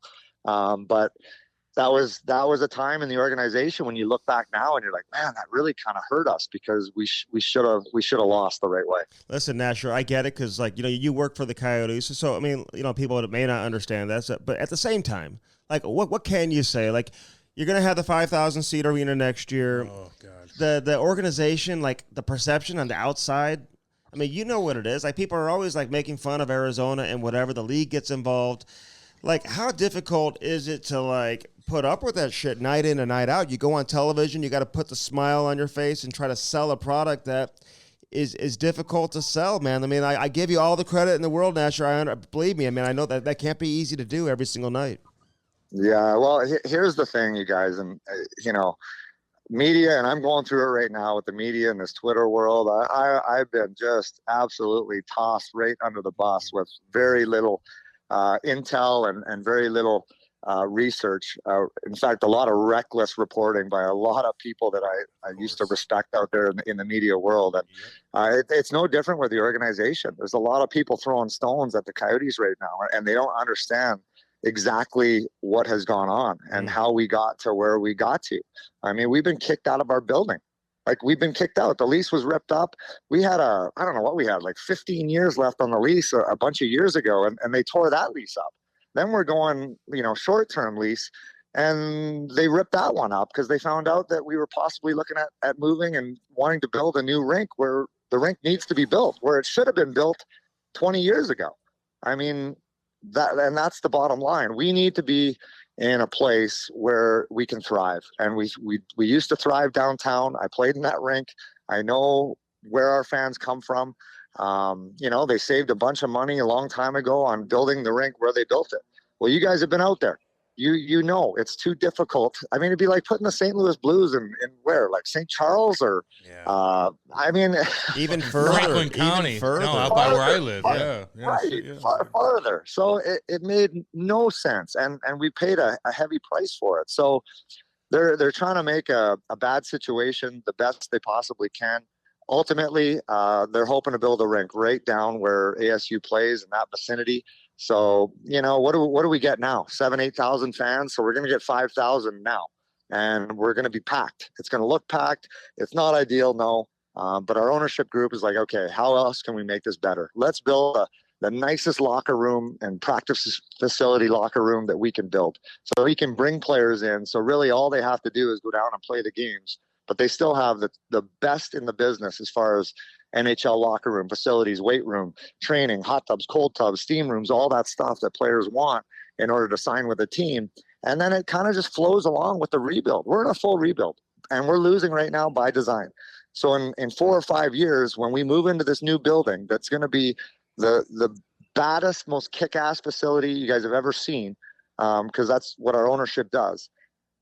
And how good is that going to be? How sick is that going to be? Now we're going to have a stocked lineup with franchise players. We don't have franchise players. We don't. And we need Matthews. We need McKinnons. We need McDavids, a Draisaitl. We don't have that player right now. Those are the type of players that sell seats and sell advertising, and that's how you ultimately make money. And, listen, we got a gambling license here. That's what our ownership group does. They know all about it. So, we're in good hands that way. They're smart guys. They're first class. They're so supportive. They want to make this organization like a family, and they have certainly done that. Okay, so I want to get into that a little bit, because I've exchanged text messages with Alex, your owner, and whatnot. And listen, for whatever reason, any coverage that the Coyotes get outside of Phoenix is super negative. It's always negative. And these people who run the organization don't necessarily always have an opportunity to defend themselves. So he gets a real bad rap. And from what I understand from people who I know that work with the Coyotes, they say otherwise. This guy is a super successful businessman. He's committed to the organization, whatever. But there's always this perception on the outside that he's not. And the Coyotes are the laughingstock. What should we know about the ownership? Because again, I don't think people really truly know how committed they are, if they are. Well, let me just tell you this. I mean, you guys know the heat I'm under right now. Yeah. When your owner personally calls you, this is a billionaire, by the way. Most owners probably don't even know who the TV color guy is. Right. This guy takes the time to sign every paycheck, to shake every hand, to meet everyone's wife and kid and know who everyone is by name, right? This guy calls me on the phone and goes, Tyson, I need you to know you have our 100% support and our backing. And I can't tell you what that means for me. I mean, I'm sitting there with all this heat, all this negative criticism by a lot of people who never even thought to reach out and text me or pick up a phone and ask me about what I exactly meant when I said what I said. And I get a call or a text from the owner telling him, can you please call me? I'm thinking, oh my God, I'm getting fired. Yeah, right. This is a lot of heat. And it was the exact opposite. And anyone who has met this guy, who's been around him, Javier, our president, Alex Jr., his son, I mean, they're first class. They want to turn and change the culture here. And it's a process. It is a process, and it's one day at a time. It's 1 year at a time. And I really believe that they've made and taken the right steps. Yeah, well, and I wanted to bring that up, man, because, again, people have taken shots at the workplace environment and stuff. I just feel like everything's negative. It's no one ever has anything positive to say. And, listen, you've referenced it a couple times, so we'll dive into it. Listen, you made the comments on television, with the Jay Beagle incident with Zegras and everything. And, listen, I know Zegras scored the big goal earlier in the game, and you pumped their tires, and no one talks about that and stuff. Of course not. But if you had to do it all over again, I'm just curious how you would handle it, because that'll help me understand and help people understand how you look at it, and then we'll talk about the rest of it. Well, I really wouldn't change a thing. I guess if there was one thing I would change is that people have jumped all over me about is that I was trying to, downplay and be negative on the skill aspect of the game, which I find laughable, because if people actually took the time, and again, all these media people, have jumped all over me, and everyone that I've called and talked to, they're all like, oh my God, I'm so sorry. You're right. I only watched the 15-second snippet. And I made a comment. I'm like, yeah, that's because that's what you guys do. That's what you guys do. You have a massive, massive opinion, and you hit that send button before even reaching out and calling me or asking me maybe what I meant, what I was referring to, more importantly. And how about the progression of a hockey game? How about you take that into consideration? What happened at the start? What did we talk about in the pregame? I stroked these kids left, right, and center at the skill. We showed his original lacrosse goal. We showed plays throughout the entire game. Look at this guy selling the skill, selling the game, because I love it. I absolutely love everything about it. But there's a progression to the game, and there's things happen along the way in the game. The smiles, the smirks, the chirping between the benches, this kid chirping. And I love it. And I absolutely love this kid. I love that he chirps. I love his swagger. I love his cockiness. But all I'm saying is, when you're going to do all that, be prepared to get punched in the mouth if you're going to be stupid about something late in the game when it's 5-0, right? And that's what I was saying. And that's what I'm referring to. And, you know, I'm just really disappointed in the media who threw me right under the bus with lazy, reckless tweets. Reckless. They're calling for my job, my head, I mean, it's absolutely insane over the comments that I made. And if anyone from my seat, if anyone was in my seat, which is between the benches, so I know exactly what has gone on.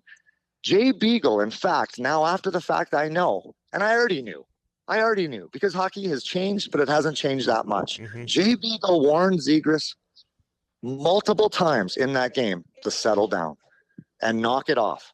Otherwise, you know, and what happened? The kid didn't listen.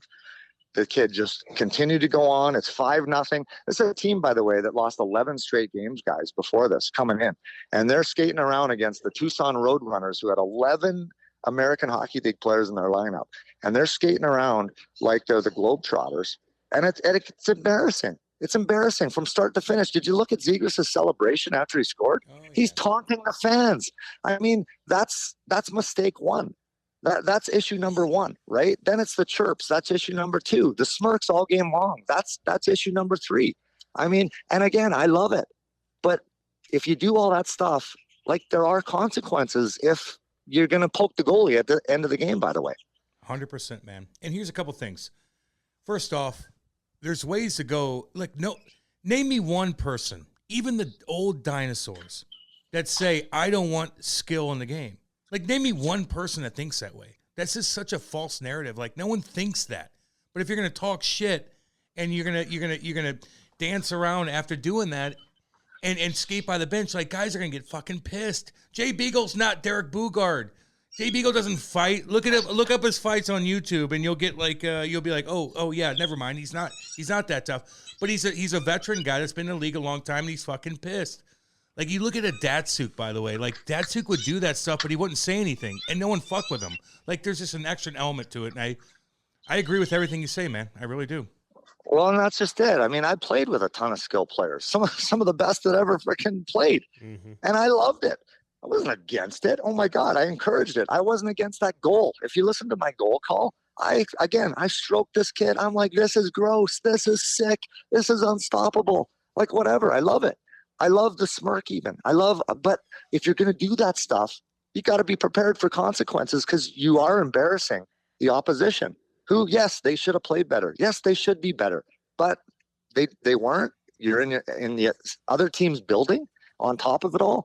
But then why go poke the goalie? I don't think Patrick Kane would have poked the goalie. And let me ask you this. I wonder for 1 second. I know who's involved in that organization. Some pretty class guys running that team. Oh, yeah. I wonder if Ryan Getzlaf, I wonder if those two guys or that team plays differently when Getzlaf is on the bench and then when he's not. I think Getzlaf, and I'm just guessing, this is just my opinion, I would think that he would kind of rein them in and be like, okay, enough, boys, enough. Like, knock it freaking off. Otherwise, I got to go out there and fight for you. Yeah, no, right? Exactly, man. Right? Yes. Or the organization. So do you think that, I don't know, do you think someone since then has had a conversation with Zegras and said, hey, what are you doing, kid? Like, knock it off. Like, you don't need to do this extra stuff. Go score the goals. Go be the skill guy. But you don't need the extra stuff, because you just got your teammate beat up. You got your teammate, you got his face caved in. Because if he doesn't poke the goalie, that never happens. It never happens. Yeah, so really, because the narrative that's out there also is that this is all about the Michigan goal and all about the lacrosse goal. But that's just part of it, right? I mean, if it's not even. It really isn't, because if you listen to my goal call, I'm loving it. Yeah, I'm loving it. I still love his swagger. I love his cockiness. But all I said, I didn't say he deserves to be punched in the mouth. I didn't say go punch him in the mouth. I said be prepared to get punched in the mouth. There's a very big difference when you say be prepared. And maybe I should have said, instead of skilling it up, maybe I should have said hot dogging it up. Like knock off the hot dogging, But I don't know. There was a lot of factors throughout the game that I should have said more of. So do I regret what I said? Not really. But I regret not saying more, in fact, and saying, you know what, this kid's been doing this all game. This is kind of what's happened. Here's more of the story. So you guys are, and I don't think anyone would have been surprised. I can't believe, and I wish, and I challenge every guy that chirped me and on Twitter and the media, the big media guys, some of the biggest with these big opinions. I would challenge them to watch the game from start to finish, and I think they would probably change their tune. Well, and that's the bitch about media, though, man. Like right when you said that, and I talked about on the radio show today, and like he just kind of minced his words a little bit. But anybody in their right fucking mind that's been in the game that's going to tweet something out about you knows that what you meant. Like we know that you didn't mean skill it up. I mean, like, don't hot dog it when you do skill it up when you're up by 5. Like everybody in their right mind that knows hockey knows that was what you meant to say. But they want the clicks, man. They want it. Yeah, exactly. That's all it is. It's lazy and it's reckless tweeting. I'm like, they're so in a hurry to get it out there, and they don't care who it affects. Well, it affects me. It affects my livelihood, possibly. Yeah, man. Like, I mean, it's absolutely dangerous to. But you're right. That is the media right now, and and again, like, it's as simple as this. You know what, guys? It's now raining outside, so be prepared to get wet. Mm-hmm. It's now raining outside. Be prepared to get wet. I mean, it's just how hockey works. It's changed, but it hasn't changed that much, Cam. And you know that.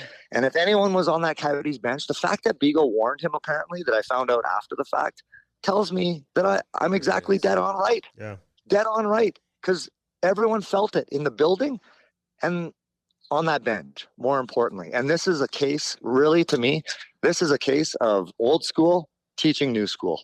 Yeah. Well, where's Manson? Oh, okay. Well, where's Deloria? Okay. Well, and now, hey, and now, Cam, you guys know this. So now, you know what I say? Jay Beagle, be prepared the next time you play the Anaheim Ducks, whether it's with the Coyotes or whether it's with another team next year, because you're going to have to answer a bell. So be prepared. Am I wrong? No, you're right. It's just like the Rangers bringing Ryan Reeves on board, because of what happened to Panarin and those guys, last year, even though not a whole lot happened. But, you touched on it early in our conversation, about a lot of these young guys don't have anybody to learn from. I mean, this is why it's important. And I was going to ask you about Getzlaf. He wasn't in the game.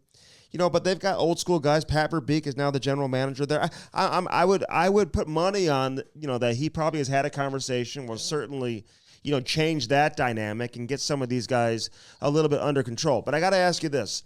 The media, a lot of heavy, influential media who are putting that out there. I'm just curious what it was like for you to kind of just go through this over the course of the last few days, not to make you feel like the victim and whatever, but just – that's the first part of the question. So answer that just in terms of watching your name get dragged through the mud by, so many, influential people with a big following on social media too, man.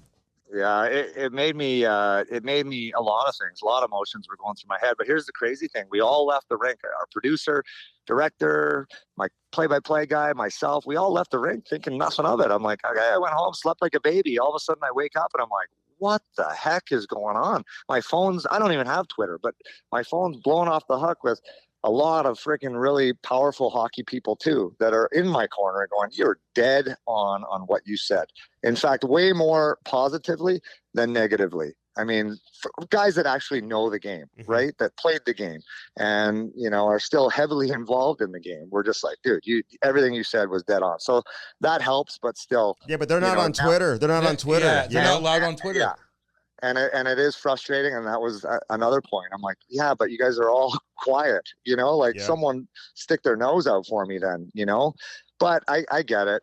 This Twitter world, it's so awful. It really is. It can be good, but it is awful. And people just jump and they want to cancel me out. They want me fired. They're calling for my head, my job. I'm like, so the sad part for me is then, my son plays hockey. How's this going to affect him?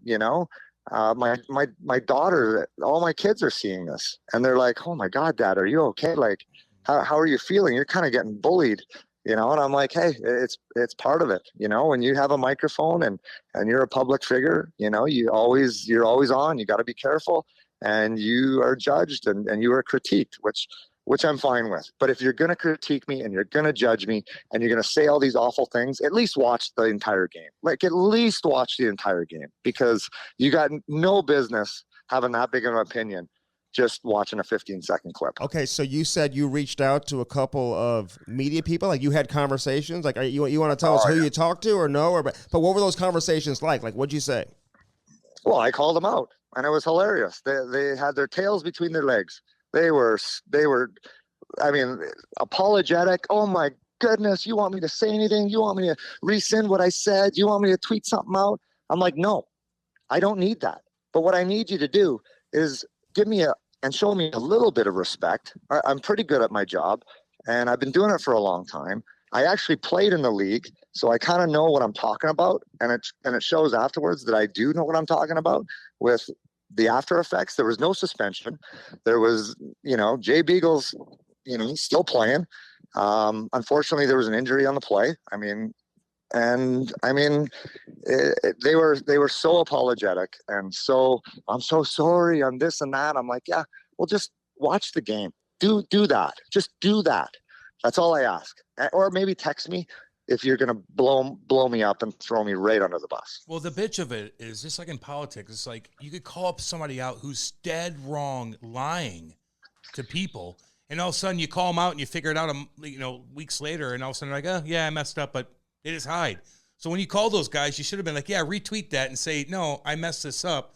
Like, you might have to do that once in a while, because otherwise they're going to be like, "Oh, we love you, Nasher. Oh, I love your hair, your tan. I love," yeah. And then you're like, "Don't worry about it." And then they sit back and they're on to the next thing. And meanwhile, you're still in the same fucking spot.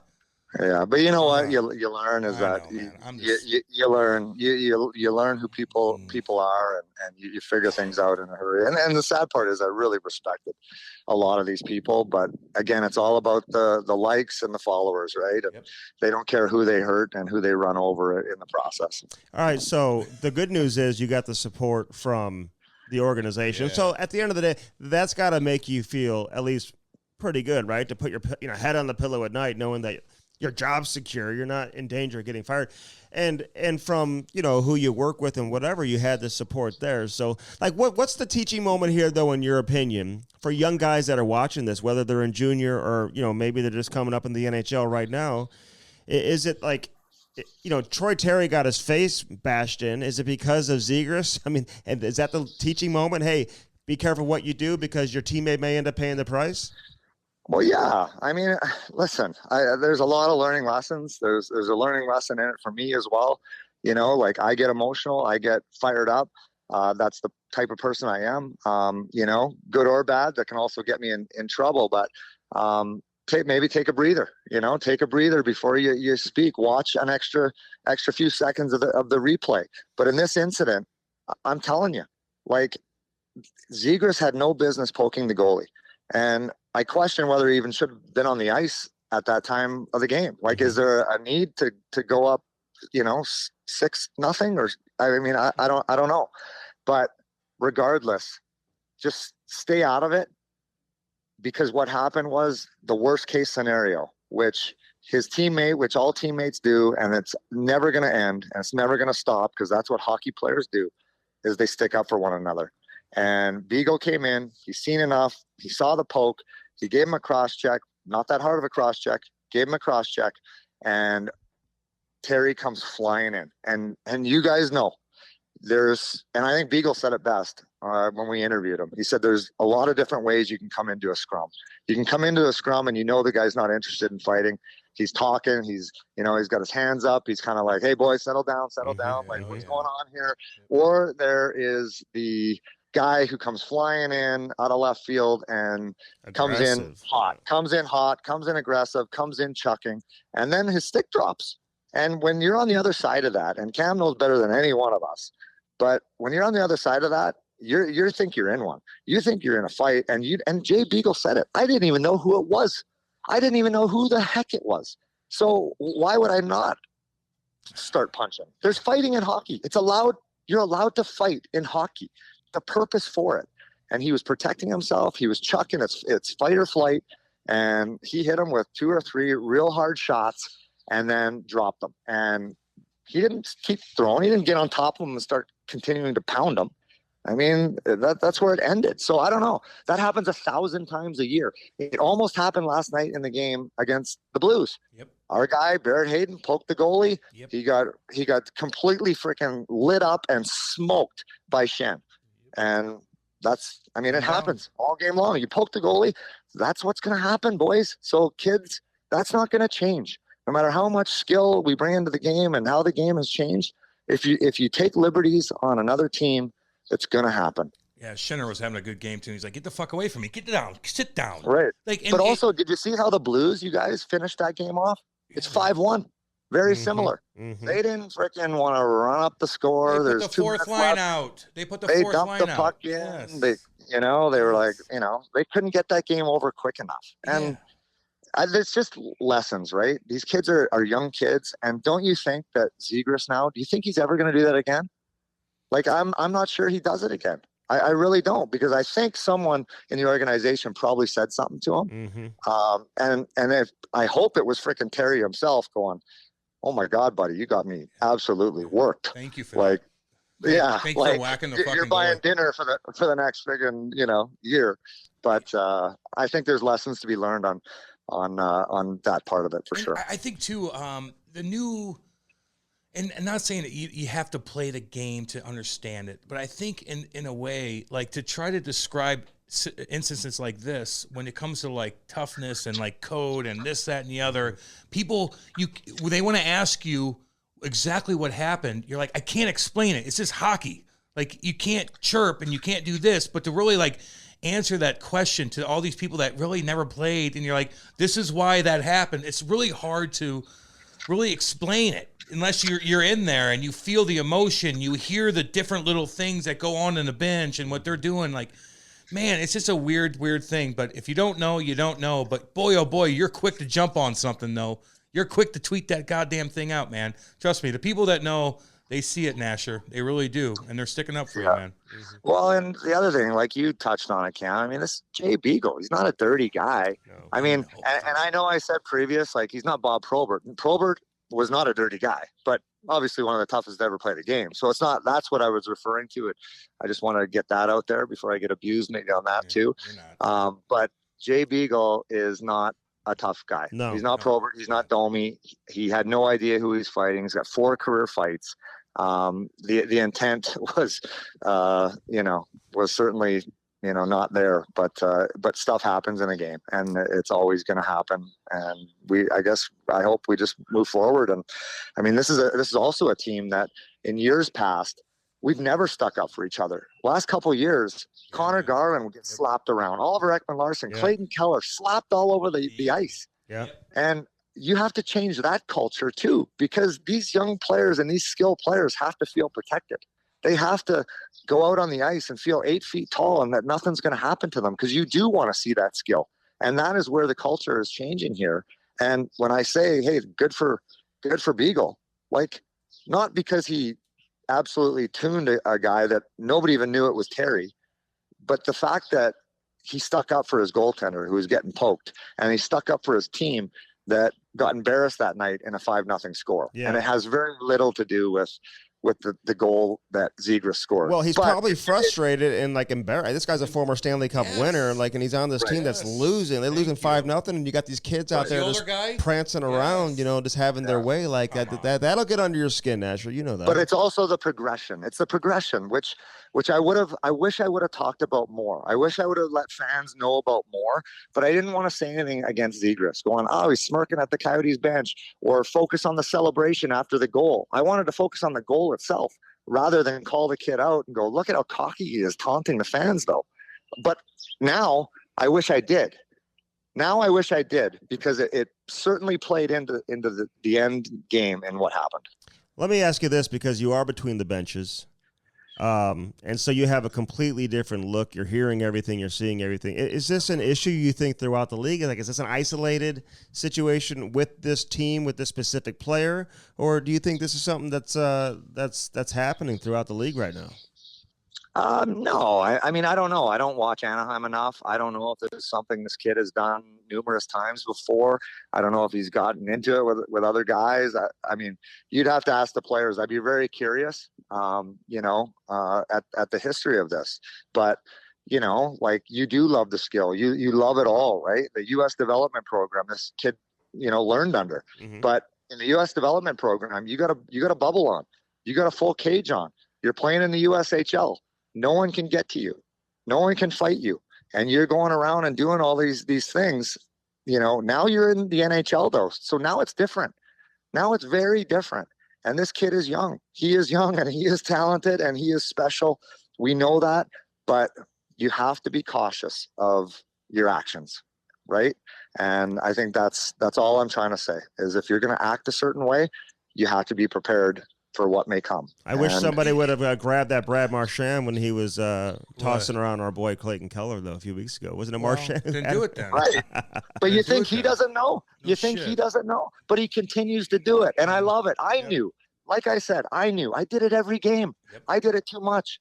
But I also knew what was possibly coming. So that's all I'm saying is you shouldn't be surprised by it. And then after the game, he's going off on everybody and anyone who will listen about what just happened. Right. I'm like, yeah, but if you didn't poke the goalie, none of it happens. Right. Funny how that works. Don't poke the goddamn goalie. I mean, it is what it is. And, like, what do people want? Like, do they want an NHL where no one could grab anybody and it's just you're dangling and you score and you fucking go by the bench and you're like, fucking X-Pac sucker. Like, is that what everybody wants? Everyone's like, oh, we can't do anything about it. Let them just run up the score. Like, is that where we want the NHL? I mean, I don't know. Yeah, I don't know either. I mean, I really don't. I love where it's at right now. I love the combination of it all. And I don't know. I just think fighting serves a purpose. It keeps people honest. It keeps people from, using those sticks that can be used as weapons. It keeps people that if I go out and chirp someone and I try to get under Clayton Keller's skin all night, well, if I got Nick Ritchie, I might have to fight him. Unfortunately, I know that. So that might keep me well behaved, right? I knew that if I played against Cam Jansen, if I'm going to freaking go out there and do stuff, well, I may have to answer to him. Now, how much do I want to do that? I don't know. Well, you probably could score on me first, and I'll sit the rest of the game. If it's a third period, you don't have to worry about it. Andy Murray's like, Cam, get off the ice! Oh.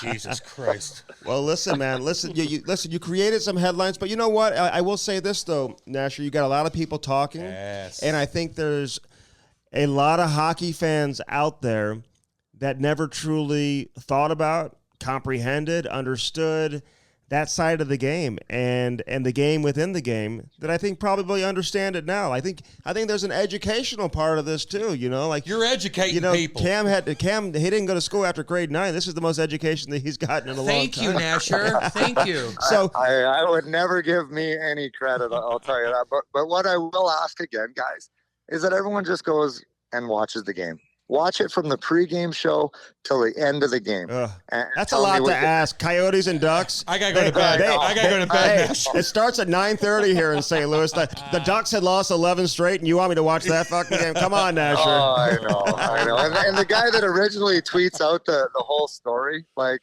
I think he taped the whole thing like illegally too. Like he's taping off the TV. Oh, like really? I don't even think you're allowed to do that. Like it's insane. People that want to go to all lengths to just try to destroy someone's life for something they said. Yeah, and let me say this: like, Andy and I are on the radio every fucking day. We're nonstop with shit. Andy's has a hierarchy when it comes to working for the Blues and all that shit. But like, even the shit I said today on the radio show, like talking about you, like they could clip me off, and we have a following there, and they're pretty loosey goosey. Doesn't matter. But like all the things that I messed up throughout a day. And kind of mince my words a little bit, man. They could take that so far out, but you're in the spotlight, dude. And once something big happens, they're gonna look at that, and it just shows, man. It shows that you're in a weird spot, but you're doing a good job. And I'm never going to get hired by any corporation ever because of this shit, just so you know. Hey, listen, you know what? We did a whole roundtable on this before the game yesterday. Did good on that. Oh, yeah. Nasher, and they got a lot of people talking, man, and people loved it. They absolutely loved it. So Bernie, Hanger, yeah, and Andy. So you're a content machine, is what you are. And you're tan, and you got that good hair, baby. Beautiful hair. Hey, listen. Vanilla Ice. There you go. Hey, listen. No, you had a great career though too, man. I remember you when I first, started covering the team. Are you sure? You wouldn't know that when you turn on Twitter. Apparently, I'm a freaking bum and I'm a Neanderthal and I'm freaking everything else. Hey, no, I told you. I said you're very popular right now, Nasher. You know? Oh, popular, yeah, real popular. I got a fire extinguisher, full time bodyguard too. Hey, but the people who know Nasher, they know. You know what I'm saying? Hey, we had the highest ratings in our last 2 games, by the way. So it's good for something. Oh, really? Yeah. See, now everybody's in it. Listen, any news is good news for the Coyotes right now, really. You know, hey, start bashing everybody, Nasher. Fuck it. It could be worse. All right, just go go hit some balls at that golf course that Big Walt took you to years ago. You know, no shit. And let some steam off. I got the water wings on at the pool here. I'm gonna go try not to drown myself. No, there you go. Hey, Nasher, listen. All good, man. We respect you for coming on and doing this. And keep up the great work on TV, too. Are you not doing NHL Network anymore? Like, you still do some of that or no? Yeah, I was chatting with him the other day, so we'll see. I don't know how maybe this might affect him. You're probably not going to get that kid. Hey, hire an agent. You better hire an agent now. Normally I do the playoffs, but I'm not sure how that's going to They're going to be like, Nasher, about that package we had offered. Excuse me, Nasher. I need to talk to you about something. We don't like what you said, okay? My God, you Neanderthal. Lord. Dinosaur. Whatever, dude. Right, you're doing good, homeboy. Yep. We're all watching, man. Thanks, we love all you guys, man. Love you guys. Love the show. See you, homeboy. Be cool. The Cam Strick Podcast is brought to you by Bellman and Bellman.com. BEHLMANN.com. Get out there to Detroit, Missouri. Check it out. On one side, you got the Buick, the GMC.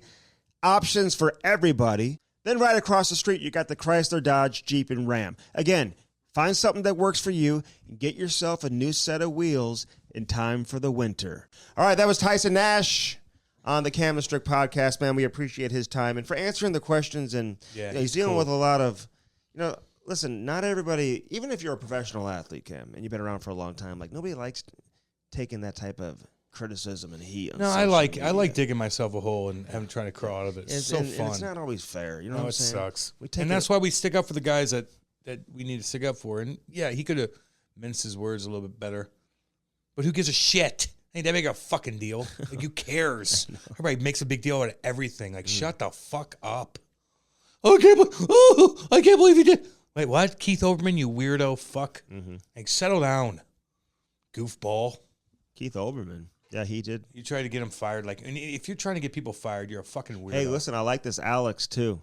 This owner of the Coyotes, man. Is he cool, cat? Well, and I've been texting with him, actually, for several weeks now. Get him on. And for him to call Tyson Nash and be like, yo, you got our support, man. You're good, homie. So that's all that matters, Nasher. You know that, man. As long as the people around you who make those decisions, like, if they support you.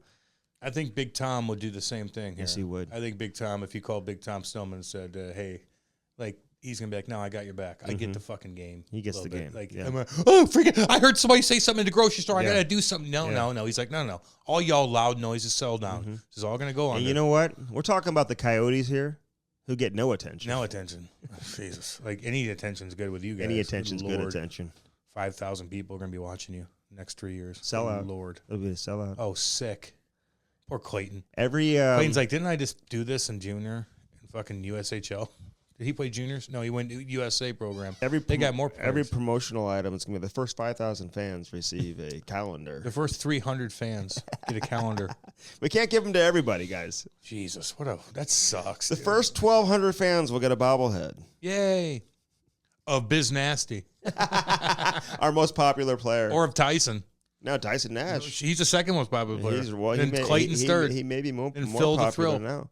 Is Biz still working for the Coyotes? I don't know. It doesn't matter. He's still the most popular guy in the league. Yeah, he is. He is. No, he's the most popular guy in the league. Yeah, most popular guy in the league. He's the most popular more than Wayne there. Gretzky, more than Connor McDavid, more than Sidney Crosby. Paul Bissonnette's the most popular hockey player in the world right now. Who's second? McDavid? McDavid or Crosby? I'd say Crosby. No, Wayne Gretzky, then Crosby. But Biz is first. So Crosby ahead of McDavid. Yeah. Yep. And you're telling me Biz, he's not more popular than Crosby. Yes, he is. Maybe on social media and stuff. Well, like what the that. fuck is the difference? Biz has fans that aren't hockey fans that follow him because he's creative and funny. Yes. Sid has hockey fans. Everybody that knows Sid knows Biz, but not everybody that knows Biz knows Sid. You get my drift? Nope, not at all. Biz is I don't know if look that at their numbers. is Wait. true. You could be like, oh, only on social media. Well, what the fuck's the difference? That's people. He's got 1.5 million followers on Twitter Do you alone. think Get out of here.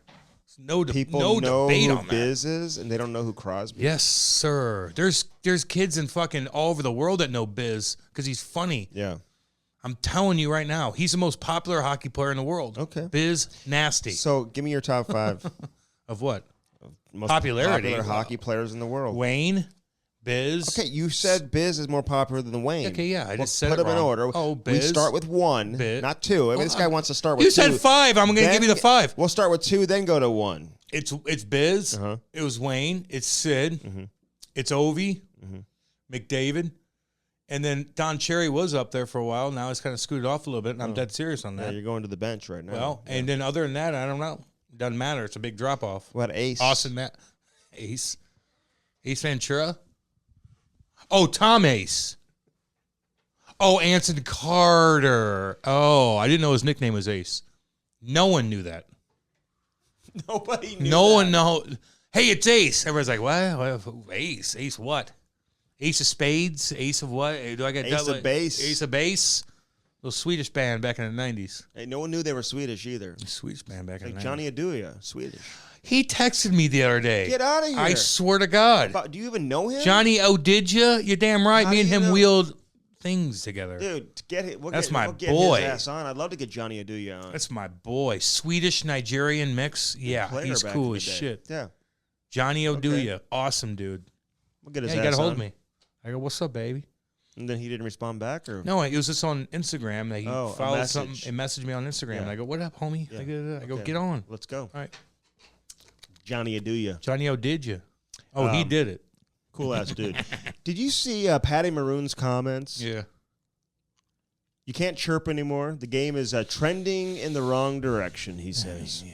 It's just What's your take goofy. on that? Well, the other day kind of pissed me off. A couple linesmen, like a couple guys were talking, not even talking shit, more like, you want to do it? You want to do it? All right. Just like I would be like, hey, what up? Yeah. I never Yeah. was always like, what up? You want to do it? All right, let's go. You weren't like being like a dick. No, about it was always like, what's up, baby? What do you? All right, you want to do it? All right, let's go. All right, let's go. Mm-hmm. And so like that is such a subtle thing. It's not like fuck you, I'm gonna fucking kill you. No, it's more like, hey, buddy, how's it good? All right, you want to do it? All right, let's put a show on. Let's go. Okay. Like respect. So that was going on, and then a line he saw it. I know. He's like, I'm a linesman, okay? I'm important. There's people that are watching me, and I need to do, like, the right thing.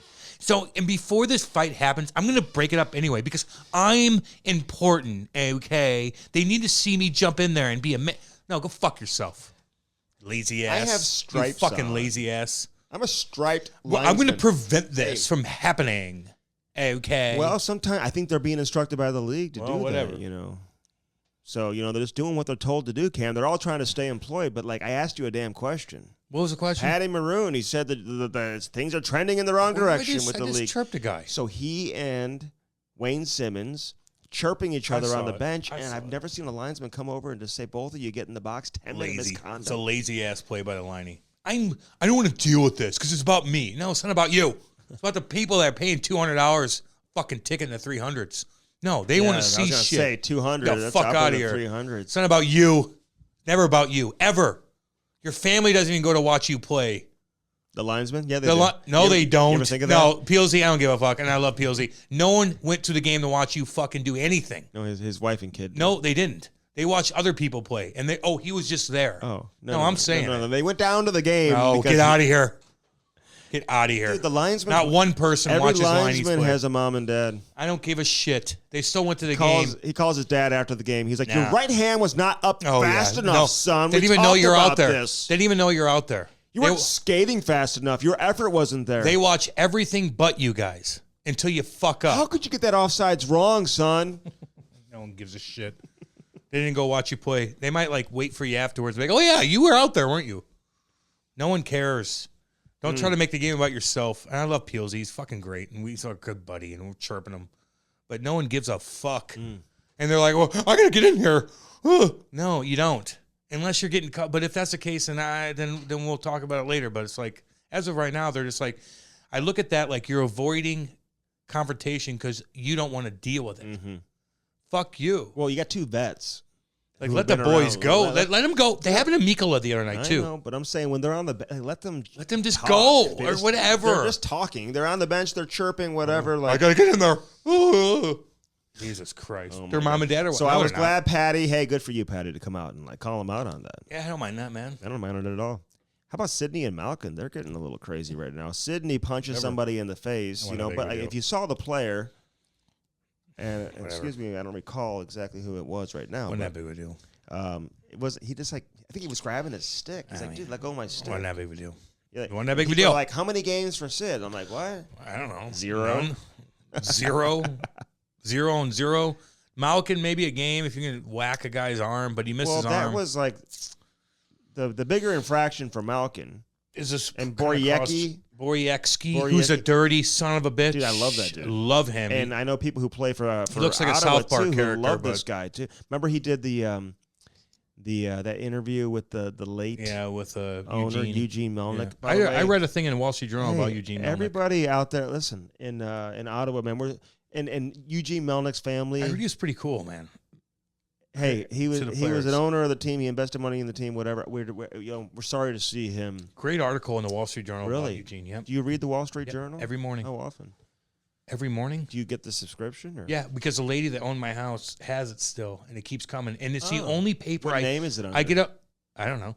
I get up at 4:30. I leave by 5, and so the paper's always there. So then I go drive. You read that paper first. I read that paper first, and I go to the gas station, the last gas station before I hit my studio. What are you doing at the gas station? Getting paper and chew. I get the St. Louis Post-Dispatch and the USA Today. But you're Lucy. Well, Lucy's in there, but I have to go back and forth because I'm still addicted to Kodiak. So he's popped that gum in there, dude.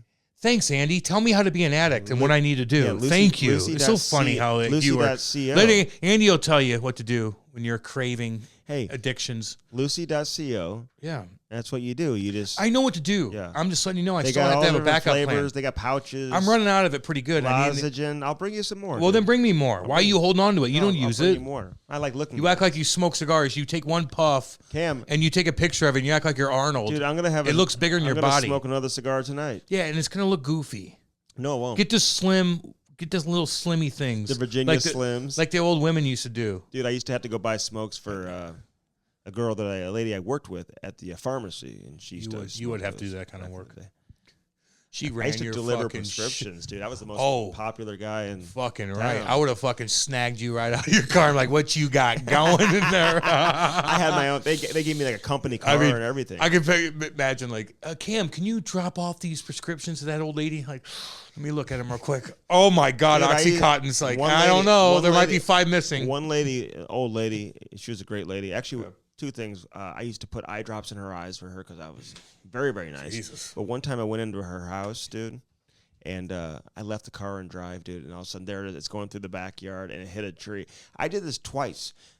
One time, the car went through the backyard and hit a tree because I didn't put the parking brake on or whatever.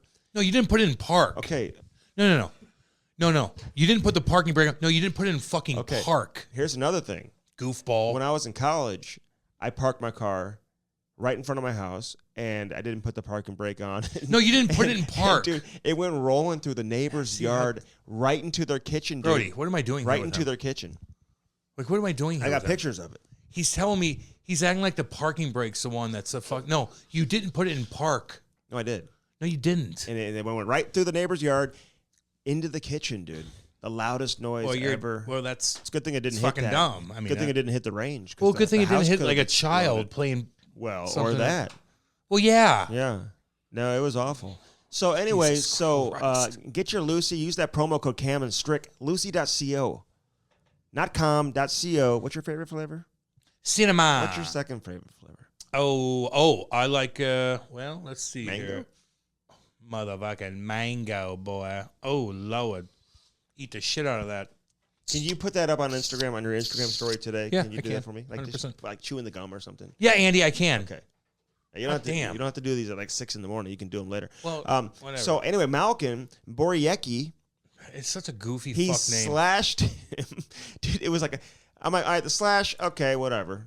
No, whatever. But Slash, then that's your the weapon. I know, but then the cross check to the face, dude. That's why he's having the hearing. What do you I think don't he's know. gonna? He'll get a game or two. I don't know. If I'm Boriecki, is it whatever his fuck name is. I like him, though. Does he have a history, Malkin? I fought him in juniors. Yeah. Malkin's dirty. He'll get But if games. I'm Boriecki, I'm like, I don't want to slash on the wrist and break my wrist. I really kind of punch me in the face. Mm-hmm. I do. Oh, would you? Don't slash me don't like slash two-hand me. sword. Do not slash Cut my me. hand off, kind of thing. I know. I broke my finger one time getting a slap. Andy, I remember. I'm the one that invited you to the fucking skate. I where everybody's like, "Who's this guy?" And I'm like, "He's I gonna got do slashed in something." the thumb by the one time. They're like, "Why is Andy here?" A guy by the name of Lee Kleiner slashed me in the thumb after the whistle one time. People care. Playing against Parkway People Central. care about this. People care about this. They really, Hey, you tell more stories about your career than I do in my career. That's not true. Yes, it is. It is. There's a lot of stories to tell, There- Cam. I have so many stories, and I don't even like broach them because you're talking about fucking your high school days of stupidness. Hey, so what do you think he gets? 2 or 3 games? I think he gets a game, and that's fine. I don't care if he gets $5,000 fine. It ain't that big of a fucking deal. Well, probably. You know what I hate? Wouldn't have the hearing. I don't like slew foots. I don't like when you hit guys from behind. no. I don't like a cross check to the back of the head. I don't like how Austin Matthews did the goddamn Dowling. I don't like that shit. But No. this little get the fuck away from me thing, I don't mind I it. thought the Matthews cross-check to Is it Dowling a fucking temple? It's horrible. was worse Yeah, it was, Andy. than this one. And Boriecki's probably all over Malkin all night too. So I don't care. Can I throw out I something just don't care. that I'm just hesitant to say? I don't care about anything And anymore. listen, I love the people of Buffalo because my whole family's from Buffalo. I used to vacation there when I was a kid. Yeah, lovely place of vacation. But go ahead. Every summer we'd vacation in Buffalo. Sick. Can I just throw this out there? And I hesitate to say it because Brody's going to put it up there, and it's just going to make me look Good. But this Owen Power, first overall pick, he's got the glasses on and everything. You know what I'm talking about? Very studious. Is he fucking nerdy? I don't know anything about that. He's probably very cool. He went to Michigan, whatever. First overall pick. He was also like a badass lacrosse player back in the day. Which means there's nothing, but go Not ahead. much. Which means nothing. Nerdiness about him. Yeah, but that means And nothing. he's the first overall pick. Yeah. I've watched him play several games, and I don't know. Man. Really? I'm You just didn't like, what? You watched him? Like here's the deal, and he's a big body. Like he's not Is he a offensive. pussy? I don't know. He's not offensive. Well, He doesn't skate as well as Colton Parayko. I don't know if he defends as well as Parayko. then what is he? He's got better offensive IQ than Parayko. How do you know? I'm just saying. Like How do you know? Well, I'm just saying. Like Well, how do you know then? Because if you watch him play, like his hockey IQ So the in three the games that offensive you- zone. No, I've seen him play like for the last. So he couple of made years. enough moves in the offensive zone so you could look at Colton Parayko, who's been a fucking warhorse, Stanley Cup winner, logs 25 minutes a night, and you're like, he's better than Colton Parayko Well, on the I'm offense? just saying that's the only. Get outta here. If there was one, I don't even want to say weakness, but only criticism of Parayko is that like he's not a. You know, scored 12 goals the other year. Parayko did. He did. They had 3 guys on the team: Vinny Dunn, Petro, and fucking Colton Parayko scored Well, he's over. got a great shot. And he's got a hard shot. Whatever. He's got a hard shot, not a great shot. He's got a hard shot. but he's not. But No, I he's know. still And better than this now fucking he tries guy. to wrap around all the time. Then do it. You know Colton Parayko, by the way. Let me give this guy a shout out. I like him a lot, dude. I do. Because He's a since sweetheart. February 1st, there has not been a defenseman in the league. Thank you. That's been better. Thank you. except for Justin Falk. Roman Josi. Or no, Justin Falk. Well, Roman Yosi's been putting up all these points. Okay. Was I the first one to say that he's like the best defenseman? I in thought the you league? meant like on the team, but yeah, Roman Yossi's unbelievable. But Parayko's been the best defenseman on the team. Parayko's like a plus 26, 27, whatever, since February 1st. Yep. Even with those weird ass games, And too. leading the league in not just defensemen, but leading the league in even strength ice time. This guy doesn't play the power play. So I don't judge his offensive production. You talk about his lack of goal scoring or whatever. Well, he doesn't play the power play. But I'm just saying, if there's one area, Owen Power was the first overall pick, and I think people see some offensive upside in his game. And you look at his ability to distribute the puck and whatever. Like he's good. He's like a really good player. I'm just curious what we're going to say about Owen Power 5 years from now.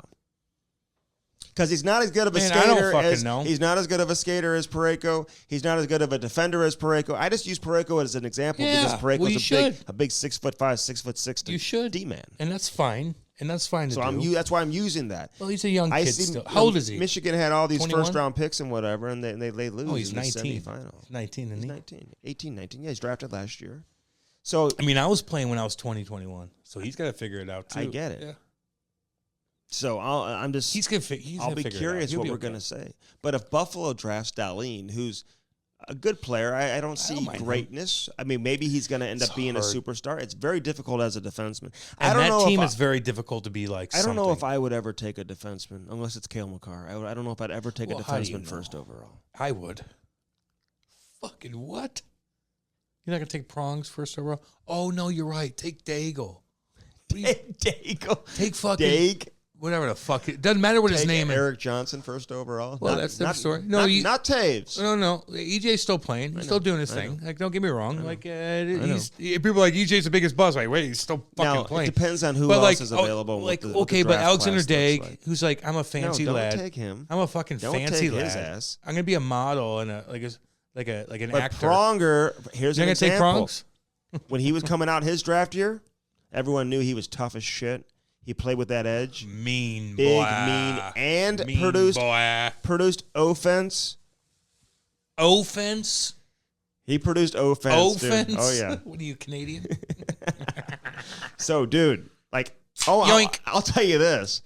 Maybe he will be Colton Parayko, but he's not Pronger. I'll tell you that right now. Man, no one's Pronger. So- No one's ever going to be Pronger. No one's ever going to be Stevens. Or no one's ever going to But be you look at all these fucking first overall picks the last several years who have become like, Chara. I'm just saying, the first overall picks, the Caners, the McDavids, the Crosbys, the McKinnons, like they're all forwards, dude. Was Pat Floon first overall?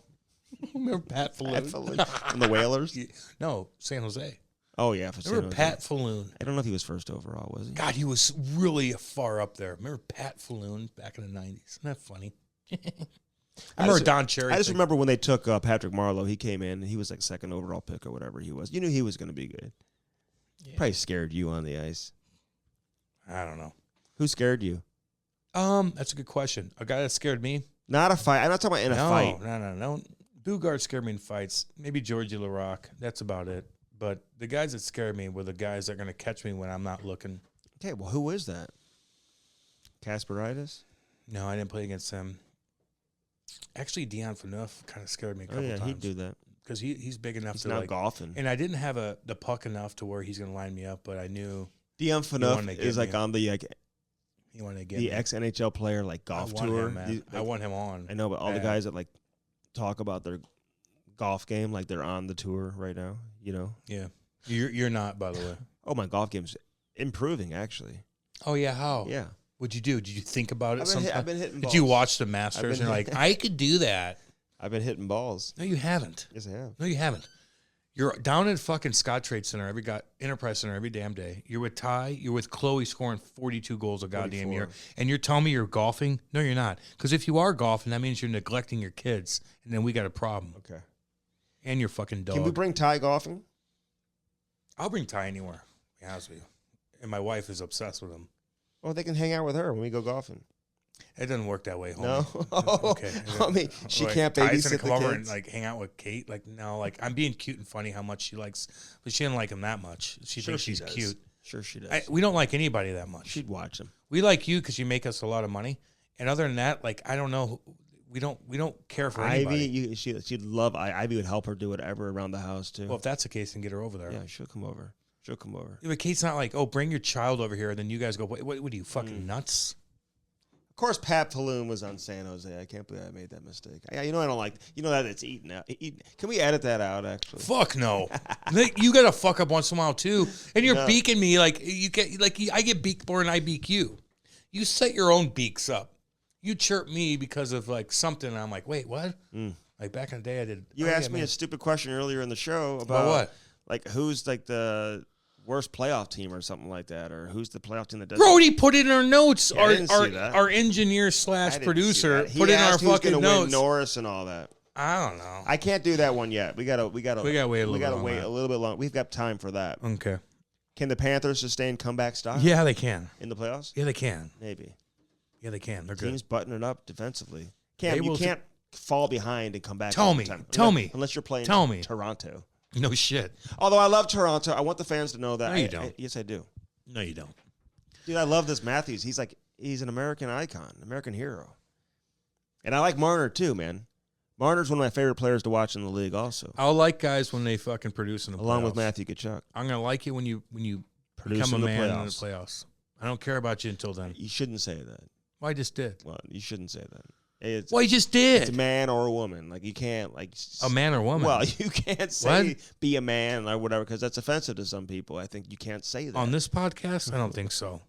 Remember what Jack Edwards said to us? Yeah, I know. It's hilarious. Actually, I like him more and more. I kind of like him better now. Fuck too. yeah, dude. He's chirping Disney and shit. And the reality the is, groomers and whoever Disney? comes on the podcast is officially like on our team. Like, it is. No shit. So. That's how we do it.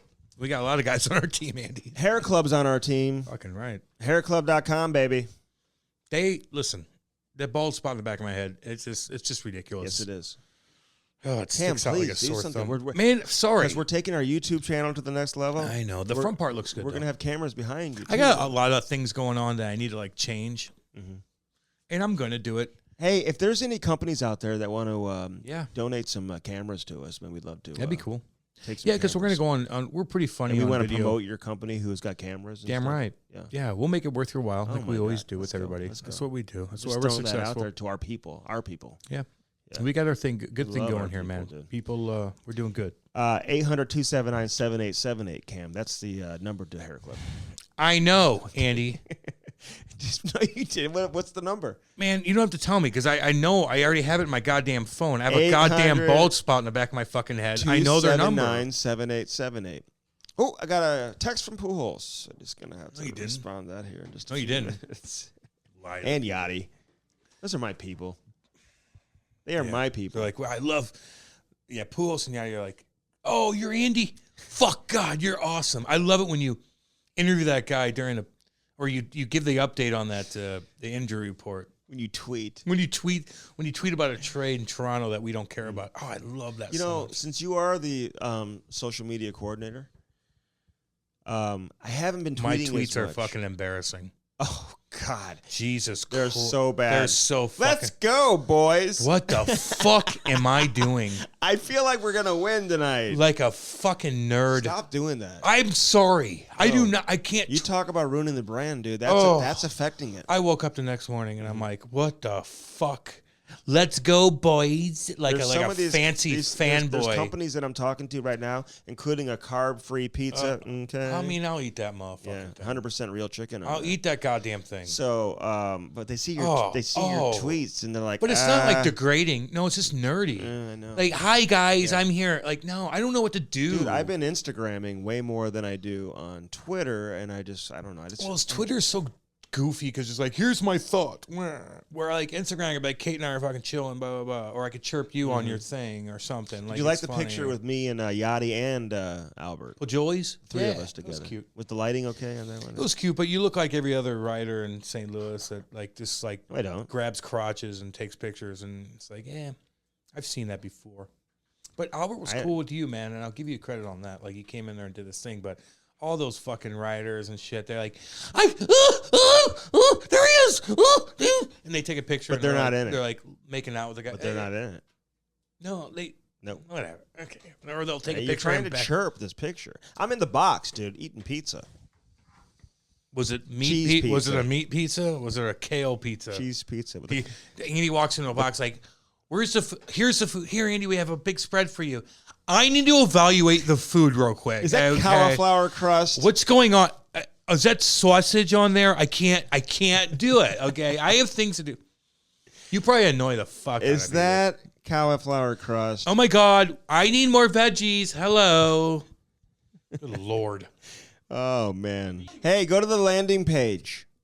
Hairclub.com/Cam and Strick. Damn right. Baby. Damn right. Go there today. All right, Car Shield. Use that promo code CAM, which is so embarrassing. No, it's easy. Is what it is, Andy. Stop saying that. It's easy. It'll save you 10%. Why do you say it's embarrassing? It's like I'm like, Well, I'm here. Like you. What's embarrassing? If I'm embarrassing, you teamed up with me. We're doing good. So what's embarrassing about We it? love our friends at CarShield, though, man. Yeah. Great people. I'm going to take him golfing, too, actually. CarShield.com, 800-857-2481, Cam. Use that promo code, Cam. You're going to save 10%. We love our friends at CarShield. Great people. I'm taking Nick golfing. Very. Sorry, Nick, dude. I'll take you to the promised land, homie. Listen to Andy. He doesn't even know what the fuck to do when he goes in there. Not true. Yeah, it is true. Not true. How do you know what to do? Because I know. I also know about the BBB. Oh, yeah. The Better Business Bureau. These people are amazing. Can you just tell people? Well, do you want to, like, get lice when you go to a goddamn weird hotel? Good God. Is that what happened to you? I don't know. No, is that what happened to you? I was such when a you hillbilly. went to that shitty-ass hotel? When we were living in the middle of fucking Hillbillyville, way out in the middle when I was young, I remember going to my Hoosier neighbors' houses and going in there, and they're literally picking lice off of their kids in the living room. With that lice comb? Yes. Like the most Hoosier fuck thing in the world. Anyway. No, it's awful, dude. You cannot do that. I grew up Hoosier, dude. Did you really? I will show you where I lived, and you'll look at you'll see. It's all good. It was great. But they're like, whoa. Oh, my God. I know. All right, well, the BBB, Better Business Bureau, go to bbb.org and go there today, Cam. These are great people. You want to make sure if you're spending your hard-earned money at a business, restaurant, hotel, whatever, that you're using your money wisely. And this is the best part about the BBB, is that if you're donating money to charity, look it up. And make sure if the money that you're giving to charity that it's a reputable company. Yeah, you got to watch that. So make sure you do that. Okay, of course, Bellman, all our friends over there at Bellman, they'll buy your car right now. They'll spend more money than Kelley Blue Book. I know. And everybody is approved, no matter how bad your credit is. Buick GMC on one side of the street, Chrysler Dodge Jeep Ram on the other side. Cam's looking at that pink Jeep, 2-door, small wheels, flames on the side. Nothing wrong with that, Cam. No one chirps me. Nothing wrong with that. You can get a Buick Enclave. I know you're looking at that with the captain seats. There are lots of options that they have, but they've got some shit-kicking cars, including the Denali, the Buick. I saw an amazing Buick Buick SUV the other day. Yeah, they're not bad, dude. Those Dodge trucks too. I'd get myself a Ram in a heartbeat. Act like you're tough. You're not gonna get a Dodge Ram. Dude, I'll roll up in a... That's what shit kickers drive, dude. Yeah, well. It ain't you. So check out Bellman as well. All right, for everybody affiliated with this edition of the Cam and Strick podcast, again, go to camandstrick.com. If you missed any previous episode, it's right there for you. You can see it right there on there. Instagram, Twitter, Facebook, everything. And Lucy.co. We talked about it earlier. Just go there and... hook yourself up. Use that promo code Cam and Strick too, in case you forgot. But go to our website. I want to see people liking us on the podcast app and leave the comments in there. I want to see the comments in there. Oh, God. Leave the comments in YouTube, too. Let Andy know what's up in the comments. Yeah, let me know. Or Just me. Say hello. Or me. I don't care. Like, we need to know. You get chirped a lot on there. Do I? Yeah, a little bit. Oh, no. Why? Do I sound stupid or something? No, much better. You've really improved, actually. Really? Well, I had a very influential person in town tell me that how much better you've gotten. Oh, one of your influential persons? Oh, I'm sure they're fucking cool as shit. I'm sure they're so fucking cool. That's so funny. Anyway, what else is on doc? What do you have going on today? Anything else? No, I'm going to go take a nap. That's what I'm going to go do. I just got done doing 4 hours of radio. This has been episode number 181, baby. Thanks for supporting the Cam and Strick podcast.